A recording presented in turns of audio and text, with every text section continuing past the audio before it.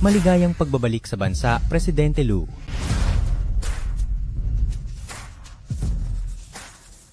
Presidente Lu? Ang babaeng may balat na rosas sa balikat, nahanap na ba siya? Presidente Lu, masyado pong mahirap ang pinapagawa ninyo. Ako.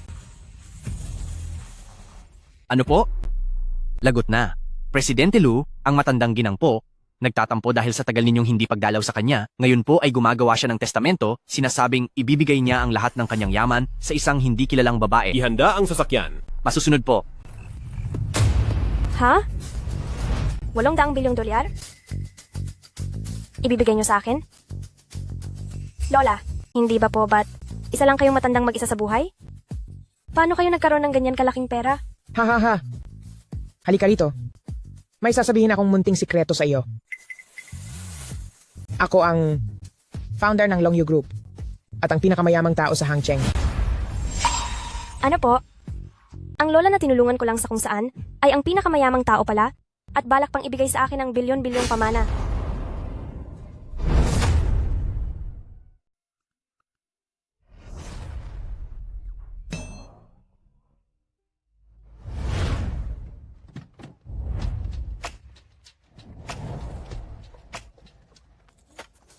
Ang mga gamit na ito, hindi ko na isusuot. Madam Lu po, kayo. Masyado kasi silang nakakasagabal sa pagbibigay ko ng flyers.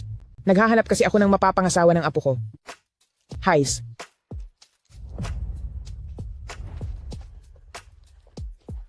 Huwag kayong susunod sa akin.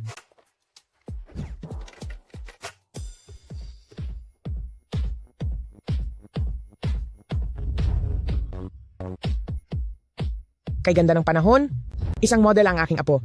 Sino ba rito ang naghahanap ng manugang? Ang apo ko. Talaga namang napakagwapo. Ikaw na masamang matanda ka. Napakaingay ng speaker mo. Paano pa kami makakasayaw? Umalis ka na rito kung ayaw mong mapalayas. Ang plaza na ito ay para sa lahat. Kung pwede kayong magsayaw rito, bakit hindi ako pwedeng mamigay ng flyers? Anong para sa lahat? Ang plazang ito ay para sa mga mayayaman dito sa loob ng village. Ang katulad mo, na matandang mahirap, ay hindi man lang karapat-dapat mga lakal ng basura rito. Ha ha ha ha. Ang buong village na ito. Ang apo ko mismo ang nagtayo nito. Ako, hindi karapat-dapat? Hay naku, matanda ka, talagang nawawala ka na sa katinuan. Hali kayo, sabay-sabay nating. Kalad ka rin siya palabas. Tama. Kalad ka rin siya palabas. Ano ang gagawin nyo? Ilabas niyo siya, Napakababagsik nyo. ilabas niyo siya. Ayaw nyo na bang tumira sa loob ng village na ito? Matanda ka, layas. Bilisan nyo, ikaladkad siya. Ano pong ginagawa niyo? Ano to? Ano pong nangyayari? Sino ka ba? Ikaw, Napakadami niyo rito. Pinagtutulungan niyo ang isang matanda. Hindi ba kayo nahihiya sa ginagawa niyo? Saan naman galing ang dukhang babaeng ito? Gusto mo pang maging bida? Gusto mo bang ikaladkad din kita palabas para masaktan din kayong dalawa? Ano? Hija, marami sila. Huwag mo na akong intindihin. Umalis ka na muna. Huwag po kayong matakot. May paraan ako. Hoy! Sino rito ang sumasayaw kasama ang asawa ng may asawa? Kukuhanan ko kayo ng video at i-upload ko online? Hoy, kayong dalawa, bakit ang dikit nyo? Haha. Lola, ayos lang po ba kayo? Ayos lang ako. Nasaan po ang pamilya nyo? Ayos. Ako. Isa lang naman akong matandang mag-isa na sa buhay. Wala akong maasahan. Hija, ikaw? Pwedeng sumama ako sa inyo? Po? Hindi ko akalain na matapos kong iuwi si Lola na nailigtas ko sa kalsada, magiging isang napakayamang babae pala ko. Lola po.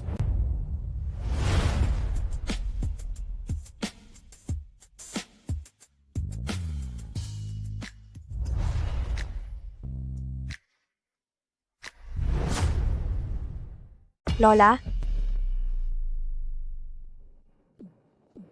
Hindi ba't wala kayong pamilya? Cheng Cheng. Siya ang aking nawawalang apo ng mahigit 30 taon.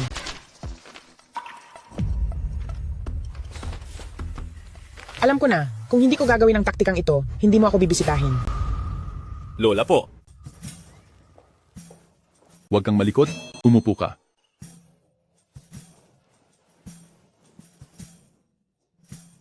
Bakit mo ibinigay ang pera sa isang kakikilala mo lang na estranghero? Naibigay ko na. Ikaw na bata ka. Kung gusto mo pa ring makuha ang mana ko, dapat mong pakasalan si Sucheng. Imposible. Kakikilala pa lang niya sa inyo, hinihingi na agad ang mana niyo, tiyak na habol lang niya ng pera. Ang papakasalan ko lang ay ang babaeng nakasama ko 5 taon na ang nakakaraan. Ikaw talaga. Bakit ang tapat mo pa rin sa kaniya? Dahil lang nakasama mo siya, pinipilit mo pa ring pakasalan siya. Iba siya. Pwede sana siyang humingi ng pera o ng posisyon, pero pinili niyang umalis na lang.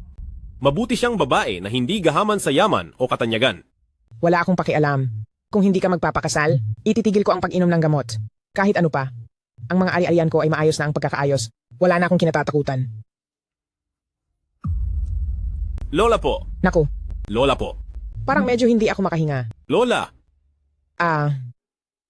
ang gamot niyo? Nasaan ang gamot? Ah. Lola, ito na ang gamot. Inumin niyo po ito.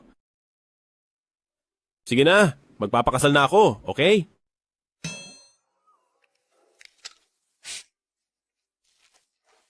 Pero, kailangang makipagtulungan kayo sa akin na magpanggap na mahirap tayo.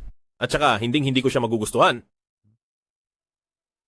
Kahit pa magpanggap ka na mahirap, o kahit subukan mo pa siya. Ikaw na bata ka, tingnan lang natin ang kakalabasan. Miss Sue, ang lola ko ay may demensya. Mahilig siyang mag-ilusyon na mayaman siya. Sa totoo lang, wala naman talagang mana. Bakit may mga bodyguard po rito? Mga kaibigan ko lang sila sa kalsada. Cheng Cheng, Cheng Cheng, huwag kang mag-alala. Ang apo ko ay hindi tambay lang sa kalsada. Siya ay disente at maasahan sa lahat ng bagay, marunong pa sa gawaing bahay. Mayroon siyang 8-pack abs. Halika, hipuin mo. Ay! Hindi po dapat nanghihipo kung kani-kanino. Hindi naman ito basta hipo lang. Sabi niya sa akin, nahulog ang loob niya sa iyo sa unang tingin pa lang.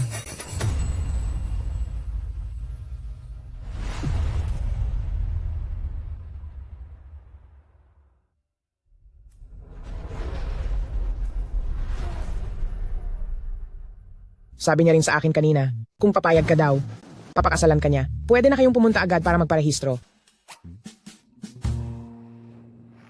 Pag-ibig sa unang tingin? Okay lang kung ayaw mo. 30 taong gulang na ako. Marami rin akong trabaho. Wala talaga akong oras para makipag-date. Kung po pwede namang diretso na, ayos na rin magpakasal. Hindi? Payag po ako. Ha ha ha. Napakahusay. Maligayang pagdating sa bagong kasal. Nasa tamang lugar ba tayo? Bakit ang mga taong ito ay sobrang maasikaso? Kayo ang biglaang pinakasalan ng ating hangcheng na tagapagmana, kaya paano kaming hindi magiging maasikaso? Siguradong tama po ito. Gawing komportable ang inyong pananatili, ang aming pangunahing layunin sa serbisyo. Hindi na kailangan ng mga formalidad. Simulan na ang proseso. Ha. Sige po, dito tayo sa loob. Kayo pong dalawa. Masyadong matigas ang inyong pwesto, hindi maganda ang kalalabasan ng litrato. Sige po, makinig kayo sa aking utos. Lumapit pa ng konti. Ay, konting lapit pa. Paglapitin ang inyong mga muka. Maganda. Ngayon, tingnan ang isa't isa.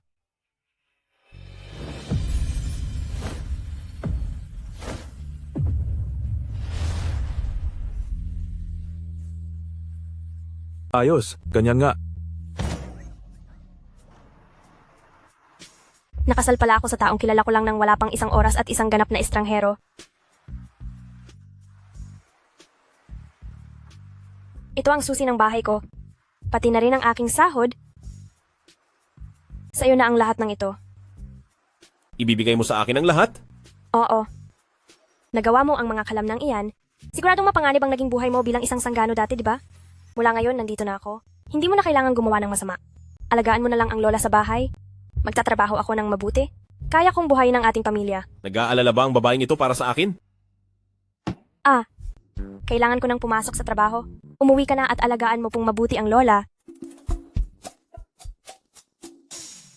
Ako ay isang dakilang grupong Long U President na nagkakahalaga ng trilyong-trilyong dolyar, pero ang babaeng ito ay gustong buhayin ako? Mali kaya ang iniisip ko tungkol sa kanya? Boss Presidente Lu, mukhang mabait naman po ang asawa ninyo. Sa tingin ko, nahuhulog na ang loob ninyo sa kanya. Nahuhulog ang loob? Imposible. Titingnan ko kung hanggang kailan siya makakapagkunwari. Boss Presidente Lu, ang orihinal nating plano ay pumunta sa binili nating kumpanya ng ari-arian para mag-inspeksyon. Pero, nandoon po ang misis sa kumpanyang iyon. Tutuloy po ba kayo? Hindi. Kailangan pumunta. Dalhan niyo ang aking apo sa tuhod. Anong pagkain? Tingting, ikaw ang pupunta sa taunang pagdiriwang ngayon at siguraduhin mong bibigyan mo ng dangal ang ating departamento. Ay, nakakahiya naman po. Anong nangyayari? Hindi ba dapat yung pinakamataas ang benta ang pupunta sa taunang party? Samantalang malinaw na ako ang una? Sino ka ba sa akala mo? Ang asawa ni Tingting ay shareholder ng grupo at ang lahat ng pag-aari mo ay hindi aabot sa halaga ng isang sapatos ni Tingting. Kung sasama ka ay ipapahiya mo lang ang ating departamento. Ngayon ba ay nagangarap ka pang makapunta sa taunang party ng grupo? Dito sa departamento natin, tanging ang pamilya lang ni Tingting ang pwedeng dumalo sa party ng grupo sa ganoong klase ng marangyang okasyon. Hay, may ilang tao talaga na hindi man lang tumingin sa salamin para makita kung gaano sila kadungis tingnan. Sucheng, bakit ang kapal ng mukha mo? Gagawa ka pa ba talaga ng gulo para dyan? Siya ang makapalang mukha dahil malinaw na nakasulat sa board na ako ang may pinakamataas na benta. Kahit ibigay ko pa sa iyo ang imbitasyong iyan, binabalak mo bang pumunta sa okasyon ng suot iyan? Kahit ibenta mo pa ang buong buhay mo, kakaisa ba iyon para makabili ng isang gown? Pero kung gustong-gusto mo talagang pumunta, pwede akong magmalasakit at tulungan ka minsan. Basta't lumapit ka sa lahat ng tao sa kumpanya para manghingi ng pambili ng gown at posibleng ibigay ko sa iyo ang imbitasyong ito. Magbibigay ako ng $100. Ako naman ay $50. $20 sa akin. Mayroon pa ba? Salamat. Anong gagawin natin? Kulang pa rin ang perang ito para pambili ng gown. Ang lakas naman ng loob mo para mamilit ng donasyon.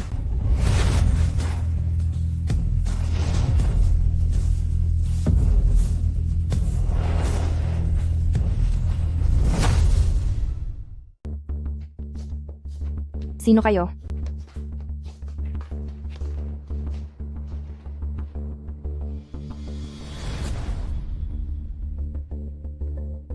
Hubby, bakit ka nandito? Halika. Umupo ka. Sino ba kayo? Department manager kaya ako? Security? Isang grupo ng mga hangal na nagtatangkang saktan ang empleyado ng ating head office. Akala ko naman kung sino. Iyon pala ay ang asawa ni Sucheng na amoy mahirap. Napakayabang naman. Nakasuot lang naman siya ng mumurahing suit. Siya at si Sucheng, bagay talaga silang dalawa dahil pareho silang basura. Tumahimik ka. At sino ka naman? Huwag mong isiping porket formal ang bihis mo, ay matatakot mo na ako. Ang asawa ko ay shareholder ng grupong ito. Ako ang special assistant ni Grupong Longyu, ang presidente, at pansamantalang humahawak sa posisyon ni general manager.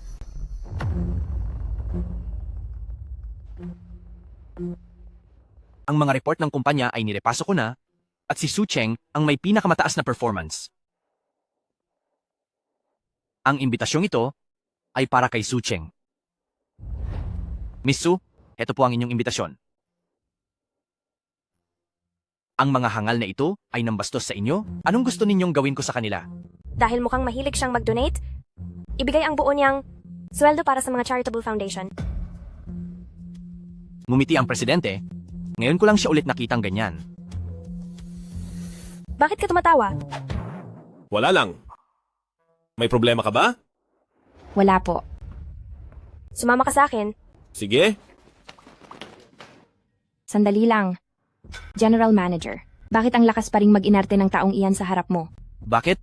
Masama ba?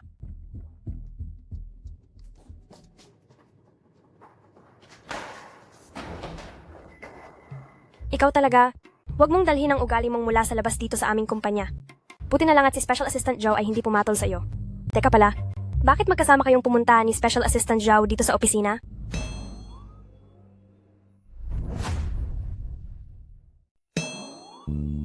Pinagdadalhan lang kita ng pagkain. Nagkataon lang na nandito ako. Ano? Wow! Ngayon lang may gumawa nito sa akin, ang ipagluto ako ng pagkain.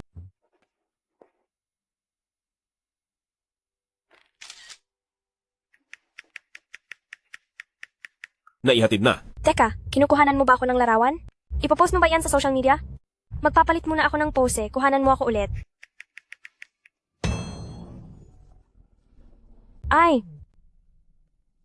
Ang mga lalaki talaga, hindi marunong kumuha ng litrato?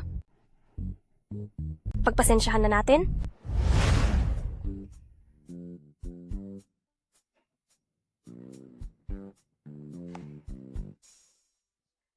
Ang kaligayahan ng apo ko ay sa akin pa rin nakadepende.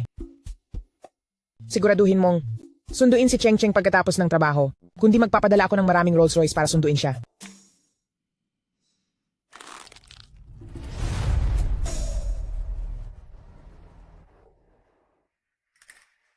Nandito ka ba para sunduin ako mula sa trabaho? Oo? Grabe! Ang saya naman nito! Kailangan talaga ay isang kagaya mong walang masyadong ginagawa ang maging asawa para mangyari ito, kundi ang mga sabsub sa trabaho ay walang oras para sunduin ako. Haha. Ay! Naku! Ah!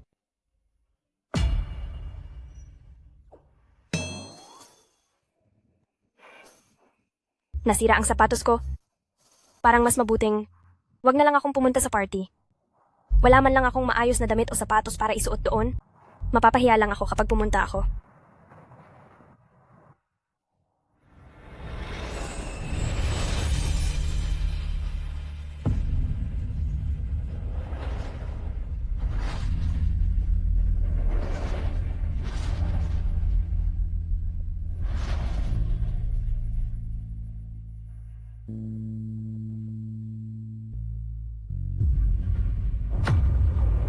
Ito ay Iniisip niya ba na pangit ako? Ah, sticker na tattoo lang ito. Matatanggal din kapag hinugasan. hindi siya iyon. Ulat kay Madam Lu, nasira po ang sapatos ng asawa ng boss. Ano? Nasira ang sapatos? Grupong wardrobe. Tayo na. Opo.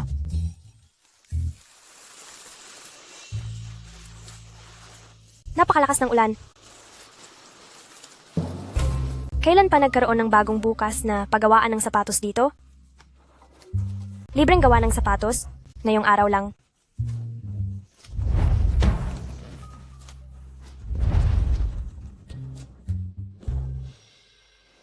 Halika po. Sandali lang po.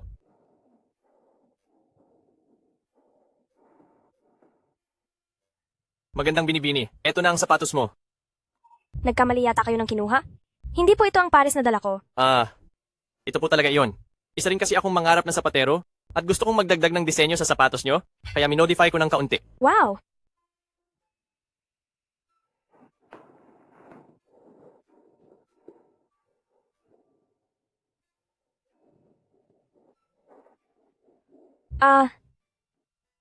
Sakto talaga sa paa ko. Ang galing nyo? Para lang mapalayaw siya ni Lola, talagang ibinigay niya ang lahat ng pagsisikap.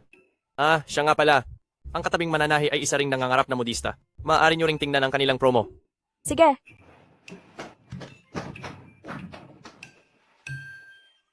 Lahat ng ito ay utos ni Madam Lu. Wala akong magagawa. Hay,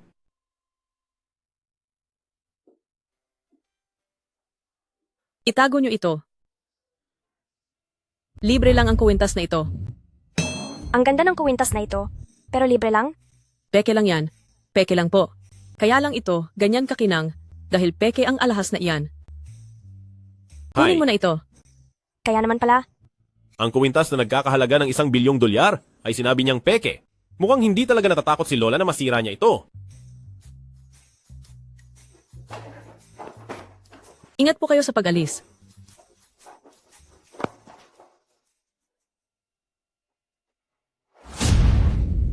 $30 milyong. Hindi pwede. Kailangang tanungin ko ang mananahi. Eto. Hala, wag. Tao po, may tao ba rito? Oh. Lola? Lola? Anong ginagawa niyo rito? Dahil nalaman mo na, aaminin ko na ang totoo. Sa totoo lang, ako ay... Sa totoo lang po, magkaibigan ang aking Lola at siya, nagkukuwentuhan lang sila rito habang umiinom ng grape juice. Pero ang mga alahas ni Lola, mukhang napakamahal po. Hindi po mahal yan. 50 piso lang. Binili lang sa tabi-tabi. Naku, Cheng Cheng, lahat ng ito binili ito ni Chiwan para sa'yo. Hindi mahilig si Lola na magsuot ng ganitong mga bagay, kaya sa iyo na lang ito. Bakit po may tag na presyo ito? Ang tag na iyan. Ako ang mismong gumawa niyan. Dinagdagan ko talaga ng maraming zero. Para magmukhang mamahalin, wag mo na lang intindihin. Nako, anak, wag mo na masyadong isipin. Bilis, magbihis ka na, isuot mo ang mga alahas, at maging maganda ka para sa taunang selebrasyon. Maliwanag?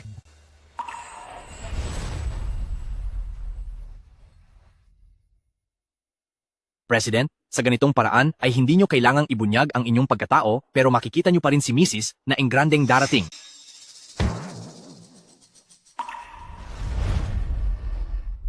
Tingting, tunay na napakaganda mo ngayong araw, lalong-lalo na diyan sa suot mong kuwintas. Dahil dito, ang buong hitsura mo ay mukhang maningning.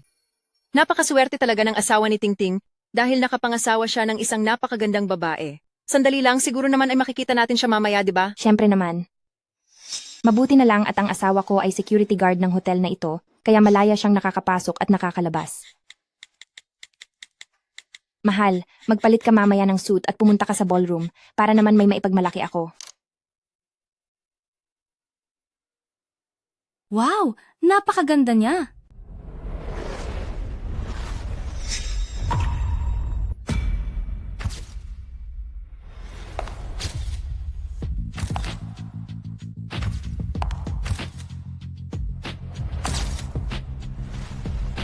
Ang ganda naman, anak kaya siya ng sinong mayaman. Bilis, kumuha kayo ng litrato. Magandang araw, miss. Ako po ang Master of Ceremonies. Para sa okasyong ito, maaari ba kitang makilala? Nagrenta lang naman siya ng damit, kahit alahas ay wala siyang pambili. Anong ikinasisikat niya? Lagot? Nakalimutan kong isuot ang kwintas. Cheng Cheng, Lola, bakit po kayo nandito? andito ang Lola para ibigay ang iyong kuwintas. Lola, bibigyan kita ng kuwintas. Salamat po, Lola. Halika. Hindi ba't yan ang tanging gawa ni Master Wu Daozi, ang Zhuang Xiaomeng DA? Isa lang iyan sa buong mundo at nagkakahalaga ng $1 bilyong. Lola, ito ay... Ang kuwintas na iyan, bakit kamukhang kamukha ng kay Tingting? Siguradong peke ang sa kanya. Ay, Hala, hoy, matandang babae. Alam mo ba kung anong klaseng okasyon ito? Hindi ito para sa mga taong mababa ang katayuan. hahaha. Isa lang naman itong annual party. Kung hindi lang dahil sa pagbibigay ko ng kuwintas sa manugang ko, hindi ko pag-aaksayahang pumunta rito. Kuwintas? Nakuha mo pang banggitin ang kuwintas? Ang grupong Long Yu ay laging rumerespeto sa copyright. Tapos naglakas loob kang magsuot ng peking kuwintas dito? Ha, iyang sa iyo. Ang peke. Kalokohan. Ako ang asawa ng stockholder ng grupong Long Yu. Paano ako magsusuot ng peke? Anong stockholder? Ilang taon lang akong hindi nakialam sa mga gawain sa kumpanya. Tapos ang asawa lang ng stockholder ay may ganang magmayabang sa harap ko? Lola, Pinapayuhan kita. Ibalik mo na agad ang kuwintas kay Cheng Cheng at humingi ka ng tawad kay Cheng Cheng. Kung hindi, humanda ka sa mangyayari. sige. Su Cheng, lumuhod ka at pulutin mo. Ikaw! Ikaw mismo ang may ayaw nito, kaya huwag mo akong sisihin sa gagawin ko. Ang kapalaran ng mga peking gamit ay ang masira. Ikaw!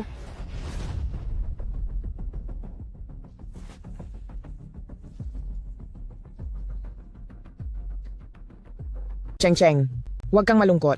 Huwag kang mag-alala. Sisiguraduhin kong pagbabayarin ko siya. Alis na tayo. May mukha pa kayong pumasok sa banquet hall? Gusto nyo lang makikain at makiinom? Sige, pagbibigyan ko kayo.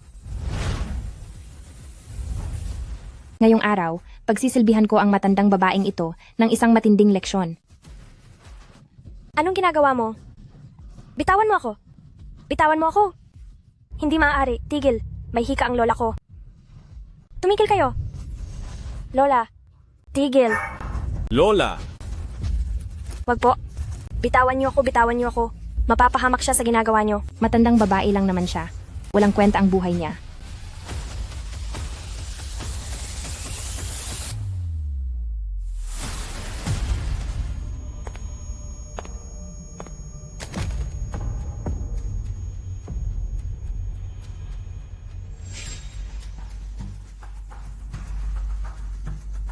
Lola!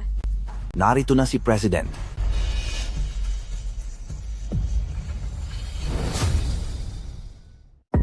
Nandito na ang President. Lola, Lola, bilis bumangon ka.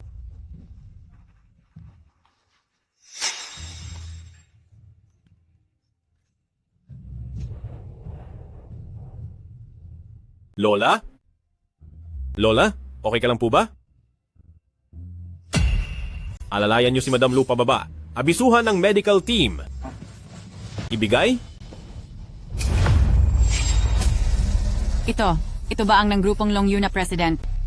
Paano siyang naging president? Isa lang siyang asawa ng bruhang si Su Cheng na walang pera.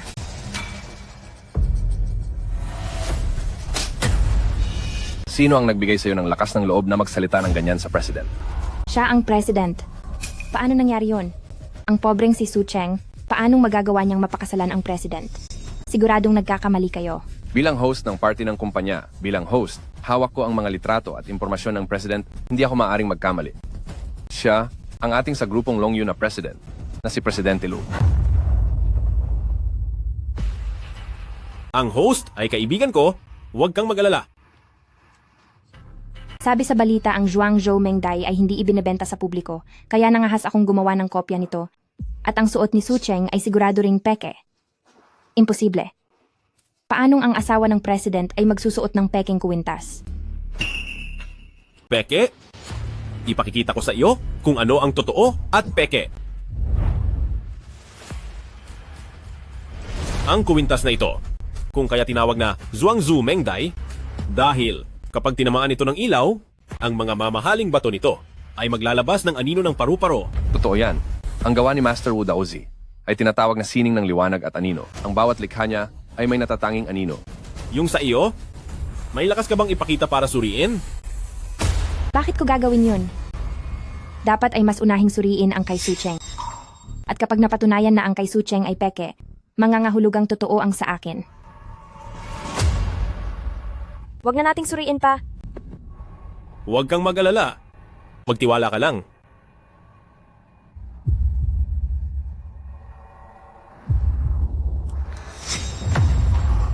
Ito nga talaga ang likha ni Master Wu Daozi na Zhuangzhou Mengdai. Ito. Paano itong nangyari? Bakit ang kwintas na ito ay totoo ba? Hayaan mo na. Makikisakay muna ako sa laro niya. Ding ting ting. Nangyari na ang nangyari. Ano pang gusto mong sabihin?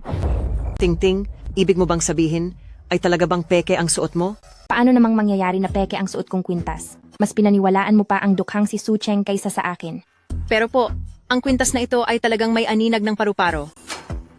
Siguradong may sira ang ilaw na iyan. Kahit ano pa ang itapat ay magkakaroon ng aninag ng paru-paro. Kung ganoon, dahil sinasabi mong may sira ang ilaw ko, bakit hindi? Ang kwintas mo ang gamitin natin para masubukan. Oo nga. Pero bakit parang takot ka yata? Kung ang kwintas ng hampas lupang si Su Cheng ay pumasa sa pagsusuri, ibig sabihin ay sira ang ilaw at magpapakita ng aninag ng paru-paro sa kahit ano. Bakit ako matatakot? Akin na ang ilaw, ako na ang magsusuri nito. Mahal ko, ibigay mo sa kanya. Ako, eto. Nakalimutan mo na ba ang sinabi ko? Magtiwala ka sa sarili mo. Opo.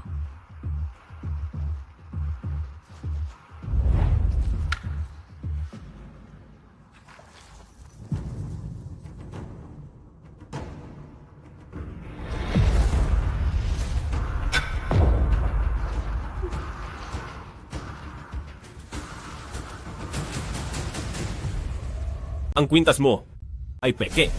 Ikinakahiya ka ng departamento natin? Akalain mong nagpapanggap kang isang mayaman. Manahimik ka.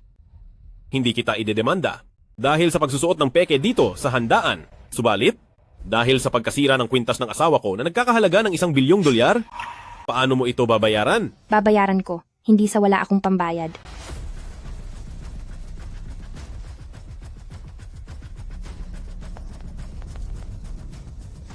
May pumasok na $10,000 sa alipay. Hindi ka ba marunong magbasa o sadyang hindi ka marunong magbilang? Ang kwintas na ito ay nagkakahalaga ng $1 bilyong. May limitasyon ang paglipat ng pera sa card ko. Kailangang unti-untiin ang pagkuha para mailabas ang lahat.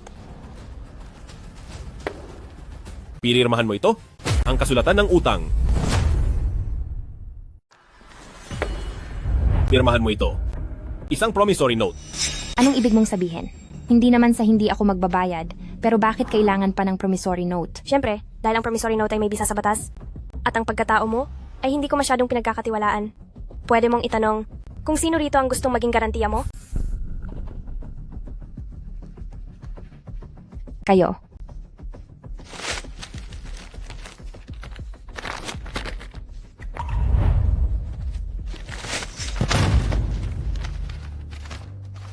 Sige, magsanay ka pang magsulat sa susunod.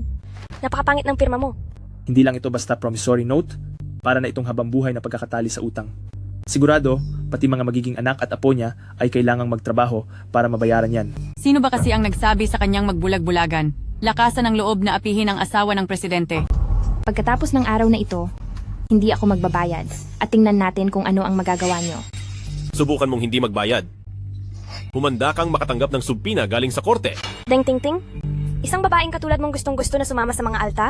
Siguro naman ay ayaw mong maging mukhang balasubas? Nagkakaisang panig kayong dalawa.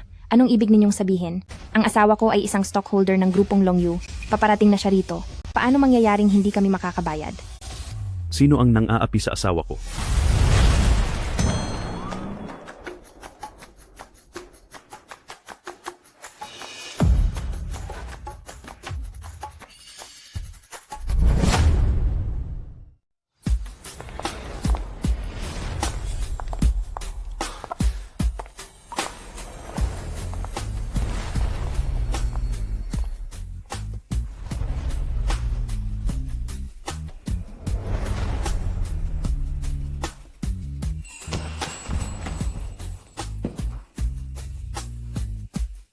Bakit ka tumatakbo? Isang shareholder si Deng Tingting asawa? Pakarating lang nila, paano kapag nakilala ka nila at nalamang hindi kang tunay na president? Dahil lang doon, ay kinaladkad mo na ako palabas? Ano pa ba dapat? Baka mamaya, iyong nakuha nating $10,000 ay biglang mawala na lang?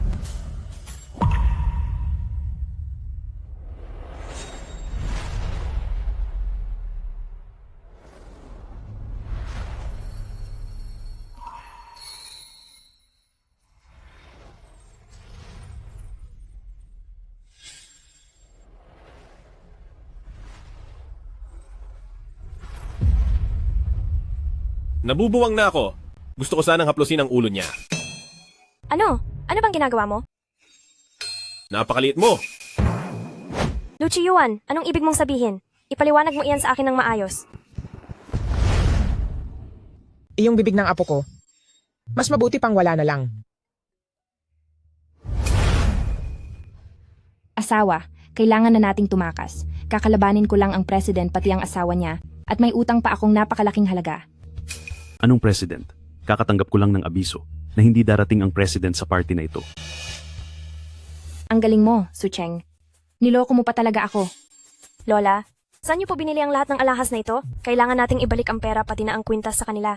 Hay naku, Cheng Cheng. Alam mo, yung mga nagtitinda sa tabi-tabi. Ngayon nandyan sila, bukas naman ay lilipat na sila. Saan ko pa sila hahanapin? Pero kailangan pa rin nating humanap ng pagkakataon para maibalik ang kwintas sa master na si Wu Daozi.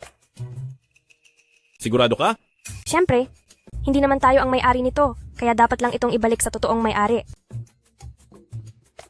Sige. Hala, Cheng Cheng. Tingnan mo siya. Ang suot niyang suit. Mukhang marami siyang kinuhang pera nang hindi mo nalalaman? Oo nga po. Sandali.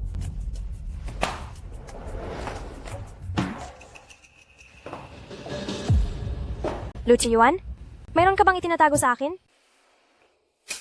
Tingin ko? Hindi ko na ito maitatago. Sa totoo lang. Ang totoo niyan, pumunta ako sa hotel para tumulong sa kusina. Itong suot kong damit, uniforme rin ito sa trabaho sa hotel. At yung mga bodyguard, sila rin yung dati kong mga kaibigang siga, sideline lang nila. ang pagiging security. Mukhang hindi pa sapat ang perang binibigay ko sa'yo para sa gastusin. Sa bahay, hindi mo lang pinagluluto kami ni Lola, kundi kailangan mo pang magtrabaho sa hotel? Siguradong pagod na pagod ka na, di ba? Huwag kang mag-alala.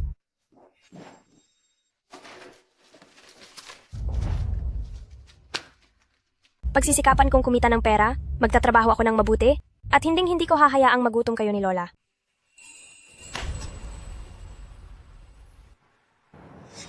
Miss Sue, kanina pa po kayo hinihintay. Nang master na si Wu Daozi, sumunod po kayo sa akin.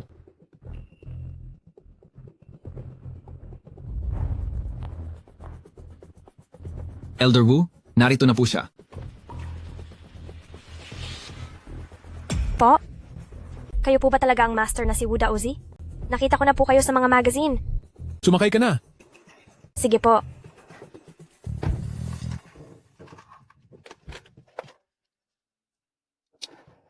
Sir, pasensya na po.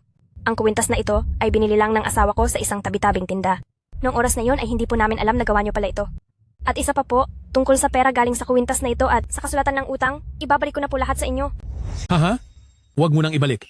Kung hindi dahil sa'yo, ay hindi ko na sana nahanap pa ang kuwintas na ito. Bilang pasasalamat, ibabalik ko ang kuwintas sa iyo kapag naayos ko na at ireregalo ko na sa iyo. Yung pera naman ay lalong hindi ko na kailangan. Ayaw na ayaw ko sa mga baduy at material na bagay. Ano po? Taglay mo ang parang sa bulaklak ng trumpet vine ang matatag na determinasyon at ang pagiging matibay, kaya naman nakahanap ako ng maraming inspirasyon sa disenyo. Kaya ang mga ito ay ibinibigay ko na sa iyo bilang regalo. Wag po, hindi po pwede. Masyado pong mahalaga ang mga ito. Pagdating sa inspirasyon, ang mga bagay na ito ay walang halaga. At ikaw, huwag ka nang tumanggi. Pagkatapos kong ayusin ito, uutusan ko ang assistant ko na personal itong ihatid sa iyo. Kung gayon, maraming salamat po kay Ginoo.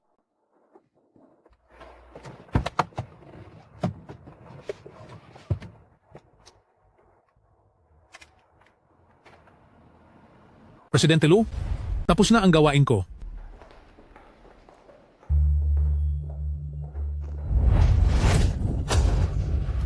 May problema ka ba? Alam mo ba na ang ginagawa mo ay lubhang mapanganib? Sucheng, napakagaling mong magpanggap. Nagpapanggap ka pa rin hanggang ngayon na ikaw ang asawa ng boss. Hindi naman talaga pumunta ang boss sa piging kahapon. Pinaglalaruan mo lang kami. Nasisiyahan ka ba? Ha?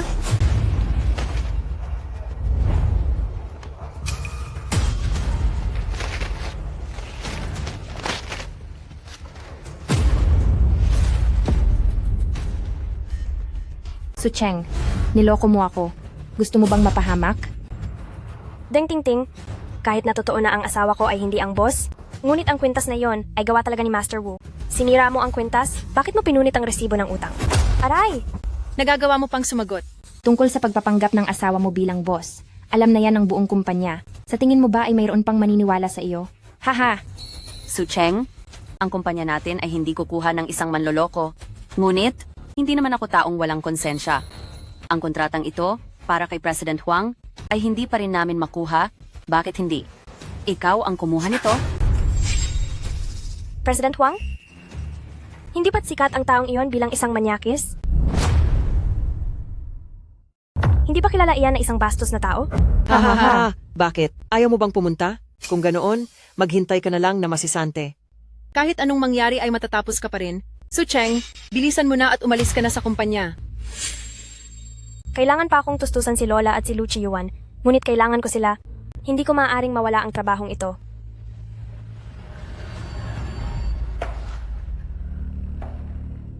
Sige. Pupunta na ako kay President Huang.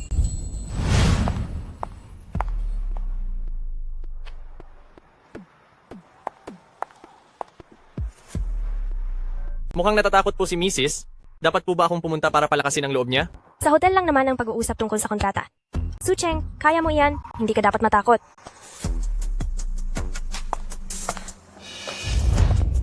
Hindi maaari? Hindi maaari? Ang pakikipag-usap sa hotel ay parang hindi tama pakinggan? Wag na lang kaya. Umalis na si Mrs. Mukhang balak na niyang tumigil. Para kay Lola at kay Lu Chiyuan, Sucheng, hindi ka dapat matakot. Nagbalik muli si Mrs. Marahil ay pinalalakas na niya ang sarili niyang loob.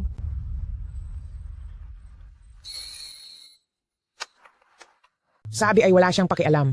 Pero nung nag-uusap na tungkol sa kontrata, nandito siya at sumisilip.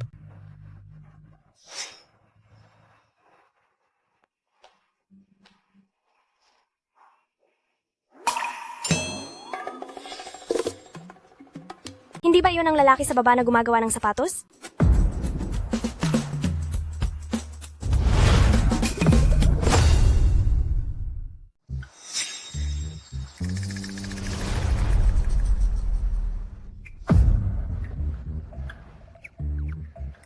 Ikaw yung nasa baba na tagagawa ng sapatos, di ba? Bakit ka nandito? Ah, oo. Ako nga po ito. Nandito po ako para mag-ayos ng mga sapatos.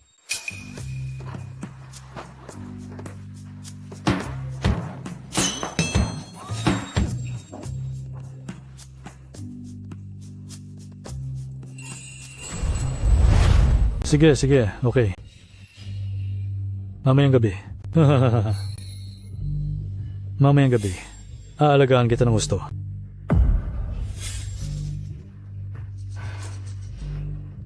Magandang araw po, President Huang. Ako po si Su Cheng mula sa Design Department ng Longyu Real Estate. Nais ko po sanang pag-usapan ng mga detalye ng kontrata. Lakasan mo. Hindi kita marinig. Ako po si Su Cheng mula sa Design Department ng PN03. Lumapit ka rito.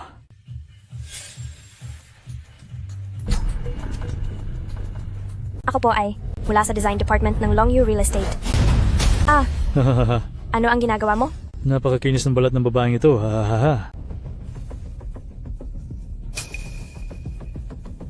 Amo, hindi pa po namin makita ang eksaktong kinaroroonan ni Mrs. President Huang, matuto kang rumespeto. Naparito lang ako para pag-usapan ng kontrata. Pag-uusapan ng kontrata, kliyahan mo muna ako masiyahan sa'yo bago tayo mag-usap. Kapag hindi ka tumigil, tatawag na ako ng pulis. Pulis? Ang kwartong ito ay mayroong signal blocker kaya hindi ka makakatawag.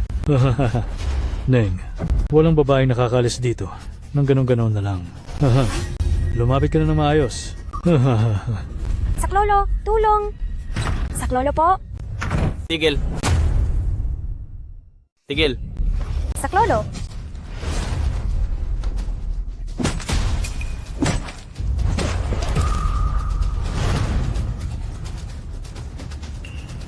Ang sapatero. Madam, paumanhin po at pinag-alala ko kayo. Hindi ba't sapatero ka lang? Bakit ang galing mo? Ako po, nag-ensayo ako noong kabataan ko at ngayon, nagsasapatos na lang ako. Nasa kabilang pinto lang po ako, narinig ko kayong sumigaw, kaya pinuntahan ko po kayo. Nagawa mo akong saktan? Alam mo ba kung sino ako? Sige, magpakilala ka. Ako ang Hang Cheng ng Genie Group Huang Biao. Si Hang Cheng ang tigre ng bundok. At sinaktan mo ako? Tapos ka na ngayong gabi. Tingnan natin kung gayon, kung sino ang matatapos ngayong gabi. Mga bata, ubusin niyo ang taong iyan.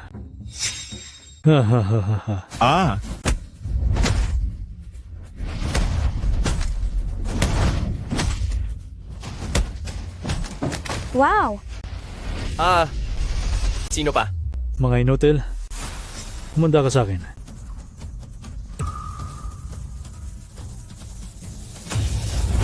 Dahil kami ay marami, tingnan natin kung gaano kakatapang.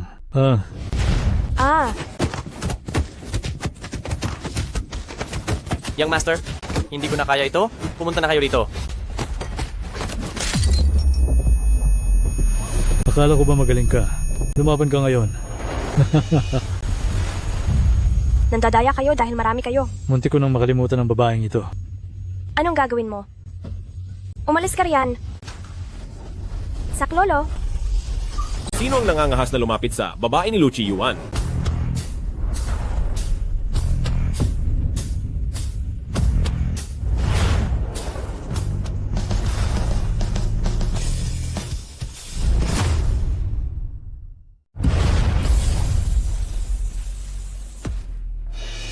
Presidente Lu.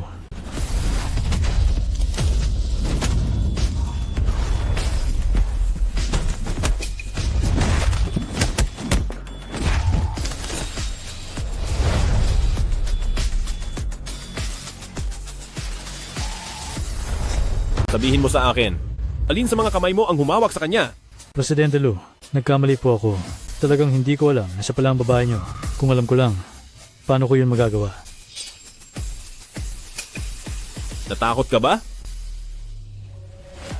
Sila. Bakit Presidente Lu ang tawag nila sa iyo?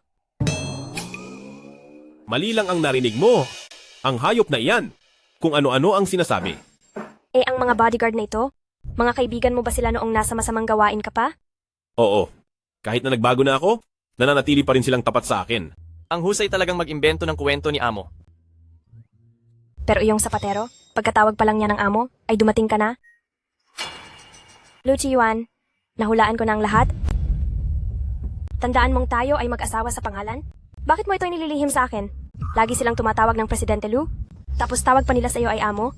Huwag mong sabihing ikaw ay... Tinatawag ka nilang Presidente Lu. Tapos tawag din sa'yo ay, Sir? Hindi kaya? Hindi kaya ikaw ay isang uri ng gigolo? Yung sa mga bar? Hindi. Ay naku, huwag kang mag-alala. Hindi naman kita huhusgahan. Ngayong, nagbago ka na ng buhay. Basta't, sa susunod, huwag ka nang bumalik sa dati mong ginagawa, ayos na yon.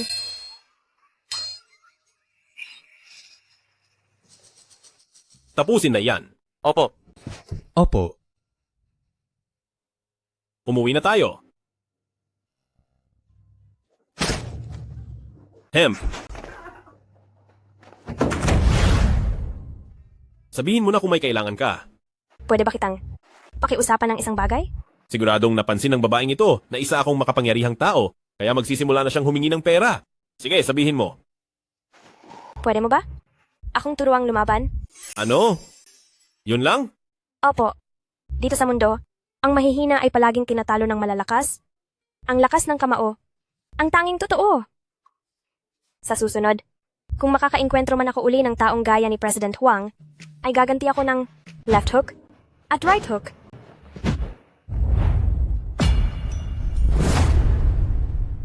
Itaitan ng core mo. Huwag mong ilagay ang bigat mo masyado sa harap. Paano naman ang mga kamay mo? Ganyan nga. Sige.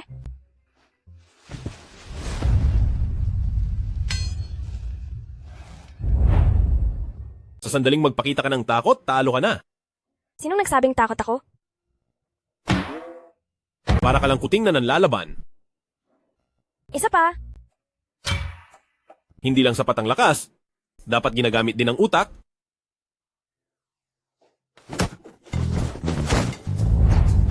Ang tawag dito ay pagsorpresa sa kalaban.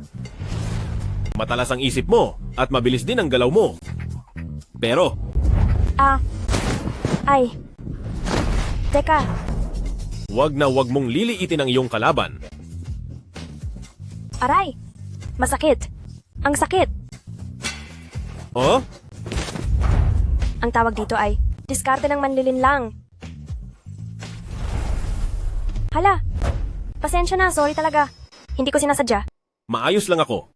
Ako na, ihipan ko ang masakit.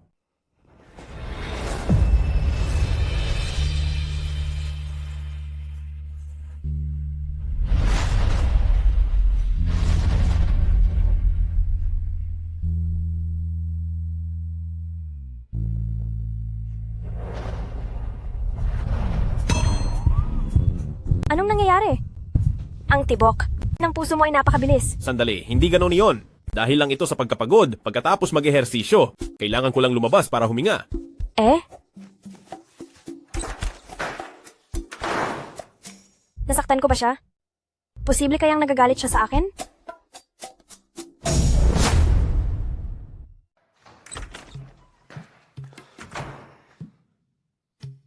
Parang may kakaiba sa katawan ko. Napakabilis ng tibok ng puso ko. Ako ba ay may sakit?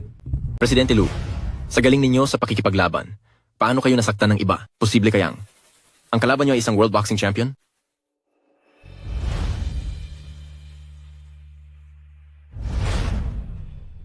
Huwag kang magtanong ng hindi dapat. Kumusta ang resulta ng medical check-up? Presidente Lu, Ang katawan ninyo ay walang anumang problema.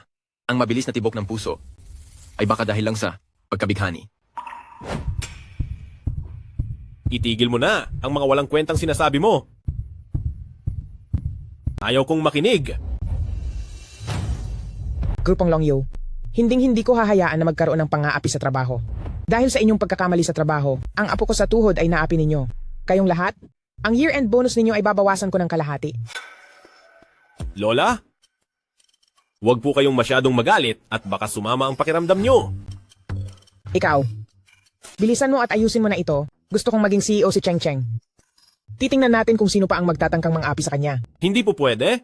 Dahil pagdating sa kakayahan, pagguhit at pagdesign lang ang alam niya. Pagdating naman sa ugali, kontento na siya sa simpleng buhay at kailanman ay hindi naghangad ng mataas na posisyon. Kung itataas niyo siya ng bigla, ay kapahamakan lang ang idudulot nito sa kanya. Sa bagay. Kung ganoon, hayaang maging CFO, si Cheng Cheng. Pagkatapos ng isang taon, maging CEO na siya. Sige po. Asikasuhin mo na agad iyan. Su Cheng? Nangahas ka pang saktan si President Huang? Ngayon din ay magligpit ka na ng gamit, lumayas ka na rito. May gana ka pang saktan si President Huang? Huwag na nating sundin ang proseso. Ngayon din, kunin mo na ang lahat ng gamit mo at umalis ka na dito. Dinedepensa ko lang ang sarili ko. Ikaw? Sino ba ang nakikipagkontrata na hindi kailangan ng kaunting pagdidikit ng balat? Dahil ginalit mo si President Huang, paano pa makikipag-ugnayan ang design department natin para sa iba pang pakikipagtulungan?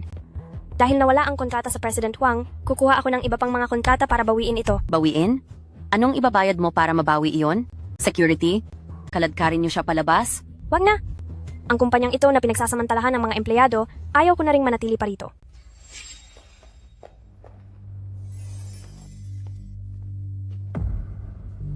Bilang paumanhin mula kay President Huang, itinaas nila ang halaga ng kontrata sa 20 milyong dolyar. Kaya sana po ay mapatawad niyo sila.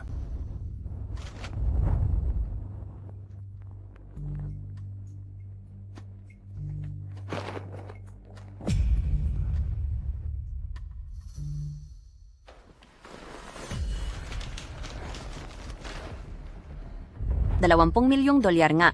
Su Cheng, paano mo nagawa iyon? Siguradong ginamit niya ang kaniyang sarili para dito. Napakawalang hiya talaga. Pinapayuhan kitang mag-ingat sa mga sasabihin mo. May gana kang saktan ako? Hawakan niyo siya. Anong ginagawa niyo?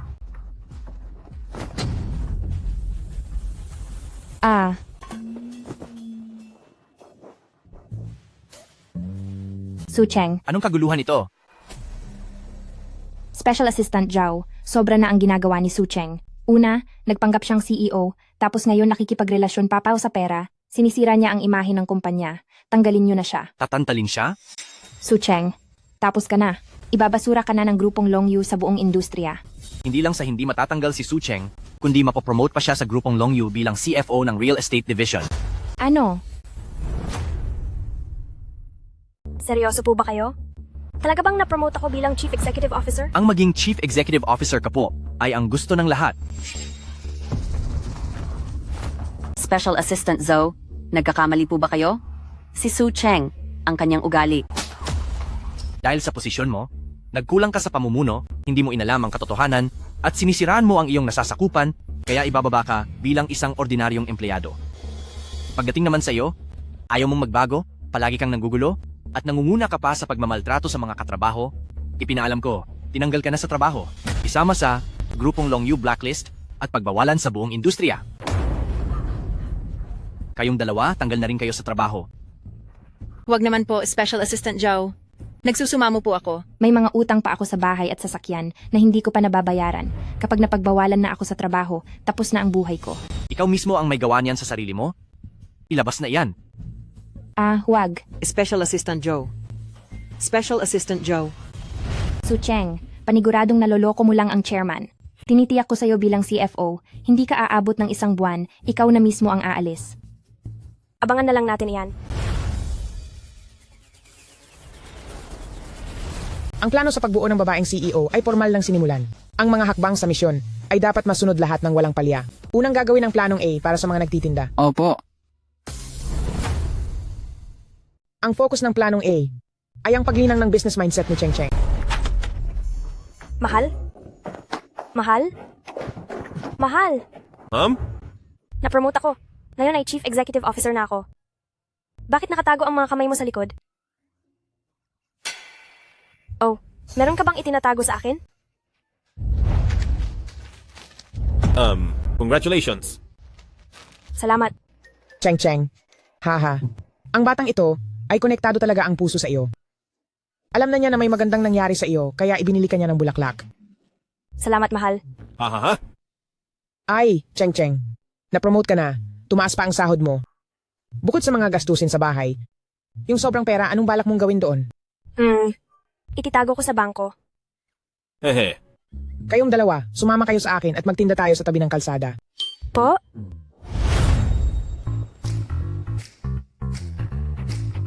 Dito, sa kanto, ito ang unang pwesto. Siguradong maganda ang benta. Cheng Cheng, kapag namamasyal ka, bibili ka ba agad sa unang tindahang makikita mo? Parang hindi po. Sa umpisa, laging iniisip ng mga tao na may mas mainam pa sa unahan. Pero kapag malapit na sa dulo, iniisip naman nila na wala nang mas maganda sa likod. Kaya, ang una at huling 1/3 ng kalye, ang siyang pinakamagandang pwesto. Wow! Luchi Yuan, ang galing mo po, alam mo lahat ng iyan? Simpleng panuntunan lang iyan ng 1/3 rule.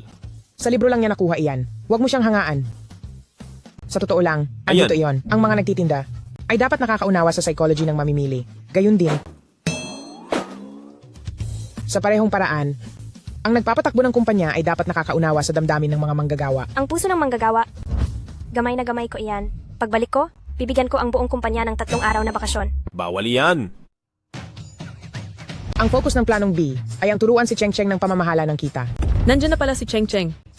Bilis, tulungan mo ako, itong mga accounts. Hindi ko na makompute ng tama. College student ka, siguradong alam mo ito. Halika. Cheng Cheng, ito ang kinita ng sastreng ito nitong mga nakaraang taon para sa pag-unlad ng negosyong ito. Tingnan mo, ang lahat ng kinita, paano kaya ang magandang hatian nito?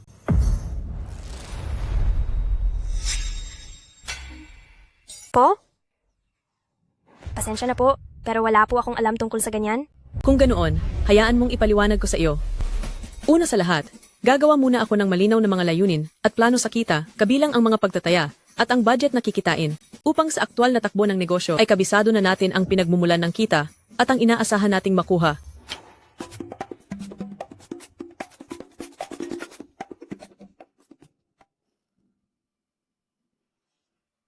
Iyon lang naman ang mahalaga. Nakuha ko na po. Ngunit, ang lahat ng ito, hindi ba ay alam nyo na po ito? Oo naman, hindi ba't sabi nila, ang pinakamabisang paraan ng pagkatuto ay ang ituro ang kaalamang iyon sa ibang tao? Salamat, Cheng Cheng. Dahil dito, ay may natutunan akong bago. Ha? Ang punto ng misyon para sa planong C. Ang mga taong malakas ay hindi na kailangan pang magpaliwanag. Anong klaseng pag-aayos ng sapatos ito? Puting sapatos pero naging itim sa pag-aayos mo. Ito ba ang itinuro ko sa iyo? Sinunod ko lang po ang utos niyo. Ganito ba ang pagtuturo kong ginawa sa iyo? Bakit kayo nag-aaway? Itong si pangunahing apprentice kasi. Akala mo ay kung sino mas magaling. Kaysa sa akin sa paggawa ng sapatos, ayaw na sumunod sa mga utos. Anong dapat nating gawin sa kanya? Bakit hindi po kayo magkaroon ng kompetisyon kay pangunahing apprentice para makita kung sino ang mas bihasa? Hindi maaari iyon. Ang paggawa ng sapatos ay usapin ng kakayahan at sining. Hindi ito parang pakikipag-away na mananalo ka lang kapag pinabagsak mo ang iba. Hahaha. Ikaw ang guro at ikaw rin ang boss. Gaano man siya kagaling, lahat iyon ay galing sa itinuro mo. Gaano man kalaki ang kinita, dahil pa rin iyon sa magaling mong pamumuno.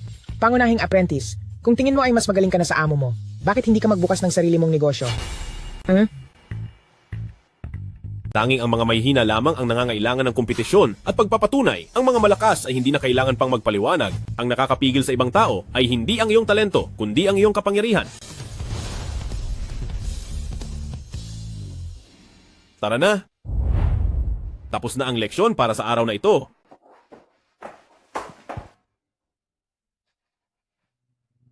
Ano ang tinitingnan mo dyan? Anong ginagawa mo? Bakit mo pinatay ang computer? Naglalaro lang ako ng Plants vs. Zombies, natatakot kasi ako. Naisipin mong nagpapabaya ako sa trabaho. Kung ayaw mong maniwala, tingnan mo.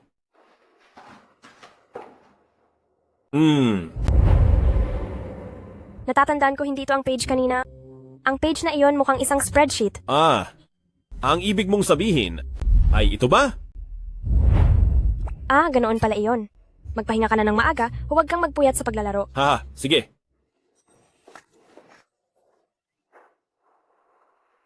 Sige, magkunwari kang mahirap. Siguradong mapapagod ka niyan.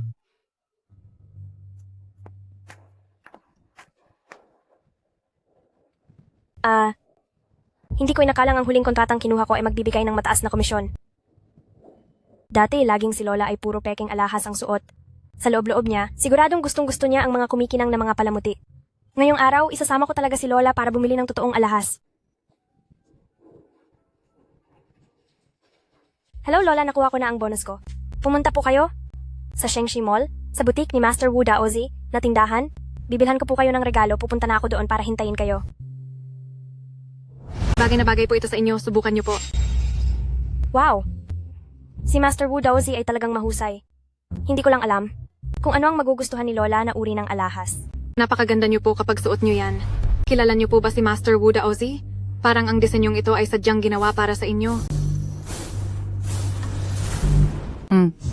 Hindi ba't ang ate ko ito, ang tunay na anak na pinalayas sa bahay?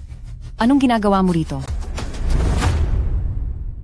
Ito ba ang pinalayas na tunay na tagapagmana? Anong ginagawa mo rito? Bakit hindi ako pwedeng manatili rito? Ang alahas sa shop na ito, kahit ang pinakamura, ay nagkakahalaga ng 6 na digit na dolyar. Ikaw, wag nang pag-usapan ng 6 na digit. Kahit nga 6 na daang dolyar ay wala ka, di ba? Lumiko ka sa kanan paglabas. Doon sa banda roon ay may basurahan. Doon ang lugar kung saan ka nababagay. Dahil naglakas loob akong pumasok, syempre ay may dala akong sapat na pera. Huwag mong sabihing, nakahanap ka ng mayamang lalaki na gagastos sa'yo. Paano kung malaman ng lalaki mo na, 6 na taon na ang nakalipat, sa isang birthday party, ay nakipagrelasyon ka sa kung sino-sinong lalaki, at hindi mo man lang kilala kung sino ang lalaking yon? Sa tingin mo, gugustuhin ka pa ba niya? Nagawa mo akong saktan. Ayusin mo yung pananalita mo sa akin. Paalisin niyo nga siya rito. Alice, andito ako para bumili bilang isang customer. Anong karapatan mong paalisin ako? sa hitsura mo pa lang na parang basahan. Ang pagpasok mo sa shop na ito ay nakakababa lang ng antas ng aming tindahan. Makinig ka na lang, lumayas ka na. Ang master na si Wu Daozi ay isang kagalang-galang na mahusay na artist. Bilang empleyado niya, bakit kailangan mong maging mapanghusga sa hitsura? Amoy na amoy sa iyo ang pagiging makaluma. Wala kang pera, kaya huwag mo kaming pangaralan. Sino ang nagsabing wala siyang pera? Ang card na ito, sapat na ba ito para makapasok dito? Ito ang para sa pinakamayamang tao sa mundo, na mayroon lamang na Supreme VIP Black Card. Ito ang Supreme VIP Black Card, na tanging ang pinakamayamang tao sa buong mundo ang mayroon. Lola, ang card na ito. Ay naku. Cheng, hindi na ako magpapanggap. Sa totoo lang, mayaman talaga ako. Lagot na. Parang sinusumpong na naman si Lola ng pagkalimot. Ipinagbubunying may-ari ng Supreme VIP Black Card. Ang lahat ng mga tindahan sa buong mundo ay kailangang magbigay ng pinakamataas na serbisyo sa inyo. Masyado po akong naging mapanghusga. Napabayaan ko po kayo at ang inyong apo. Pasensya na po. Apo po ako sa tuhod. Ang lola ko po kasi. Napaka-utu-utu naman. Naloko pa kayo ng ganyan. Ikaw na matandang ito, sa itsura mong yan, halatang galing ka sa probinsya. Paano ka magkakaroon ng sinasabing Supreme VIP Black Card? Siguradong fake ang card na iyan. Kung totoo man o hindi, malalaman din natin ang totoo. Wag na po nating i-check. Nandito lang naman tayo para bumili ng maliit na palamuti. Ito na lang po, 88,800 dolyar, ang card ko na lang ang gamitin. Card ko na ang gamitin mo. Hala, Apo. Huwag kang matakot. Hindi ba sinabi na ni Lola sa iyo na mayaman ako? Hayaan na lang. Hayaan na muna natin si Lola. Babayaran ko na lang ang kulang mamaya. Kapag ang card ng matandang ito ay totoong black card, ipapahiya ko ang sarili ko sa harap ninyong lahat.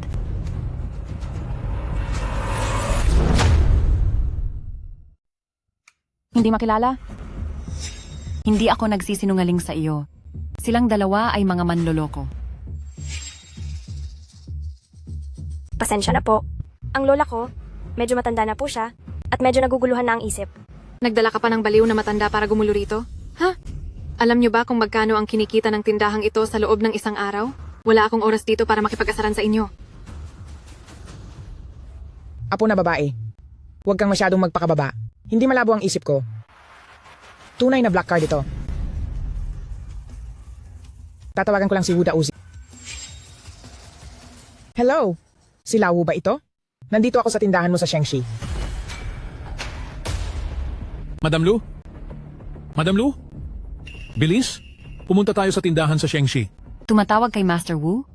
Sa pagkakaalam ko, ang ganitong black card sa buong Hangcheng ay iisa lang ang meron. Nasa kamay iyon ng napaka-misteryosong na si Presidente Lu. Ibig mo bang sabihin, ikaw si Presidente Lu? Ha ha ha ha. Pasensya na. Pero ako ang lola. Ni Presidente Lu. Ha ha ha ha ha ha. Wag po kayong masyadong maingay, ma-stress niyo si Lola. Lola, wag mo na silang pansinin. Tayo na. Su Cheng, ang matandang ito ay may sakit na sa pag-iisip. Pati ba ikaw nawalan na rin ng bait? Ang ganitong matanda, ituturing mo pang parang ginto na pinoprotektahan mo? Masyado ka nang nalilito, no? Papatalsikin ko ang pagkalito mo. Lola. Cheng Cheng, napasok ka ba? Kayo, ang lakas ng loob ninyong. Sakta ng apo na babae ko. Ano naman ngayon? Kayong dalawang galing sa hirap. Security. May nanggugulo rito. Ilabas niyo sila. Tigil! Tumigil ka.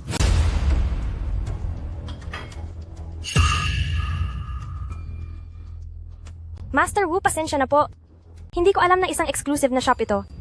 Ako at ang lola ko, hangang-hanga po kami sa inyong mga disenyo. Huwag ka nang magpaliwanag pa, naiintindihan ko na.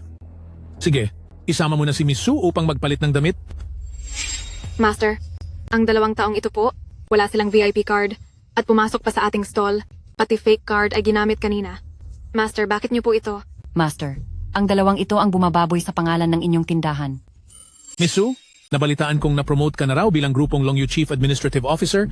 Kung gagamit ka ng iyong kapangyarihan, ang 2 ito, anong dapat gawin sa kanila? Mataas ang tingin sa sarili ng staff, at hindi patas ang pakikitungo, pati mga mamimili ay hinahamak nila. Kaya nararapat lang na sila ay sipakin sa trabaho. Pagdating naman kay Sumeng, bilang isang consumer ka, wala kaming karapatang diktahan ka. Pero ang iyong ugali ay hindi nararapat para sa disenyo ni Master Wu. Ang mungkahi ko po, sa hinaharap, ang anumang gawa ni Master Wu ay hindi ibebenta sa kanya. Ikaw.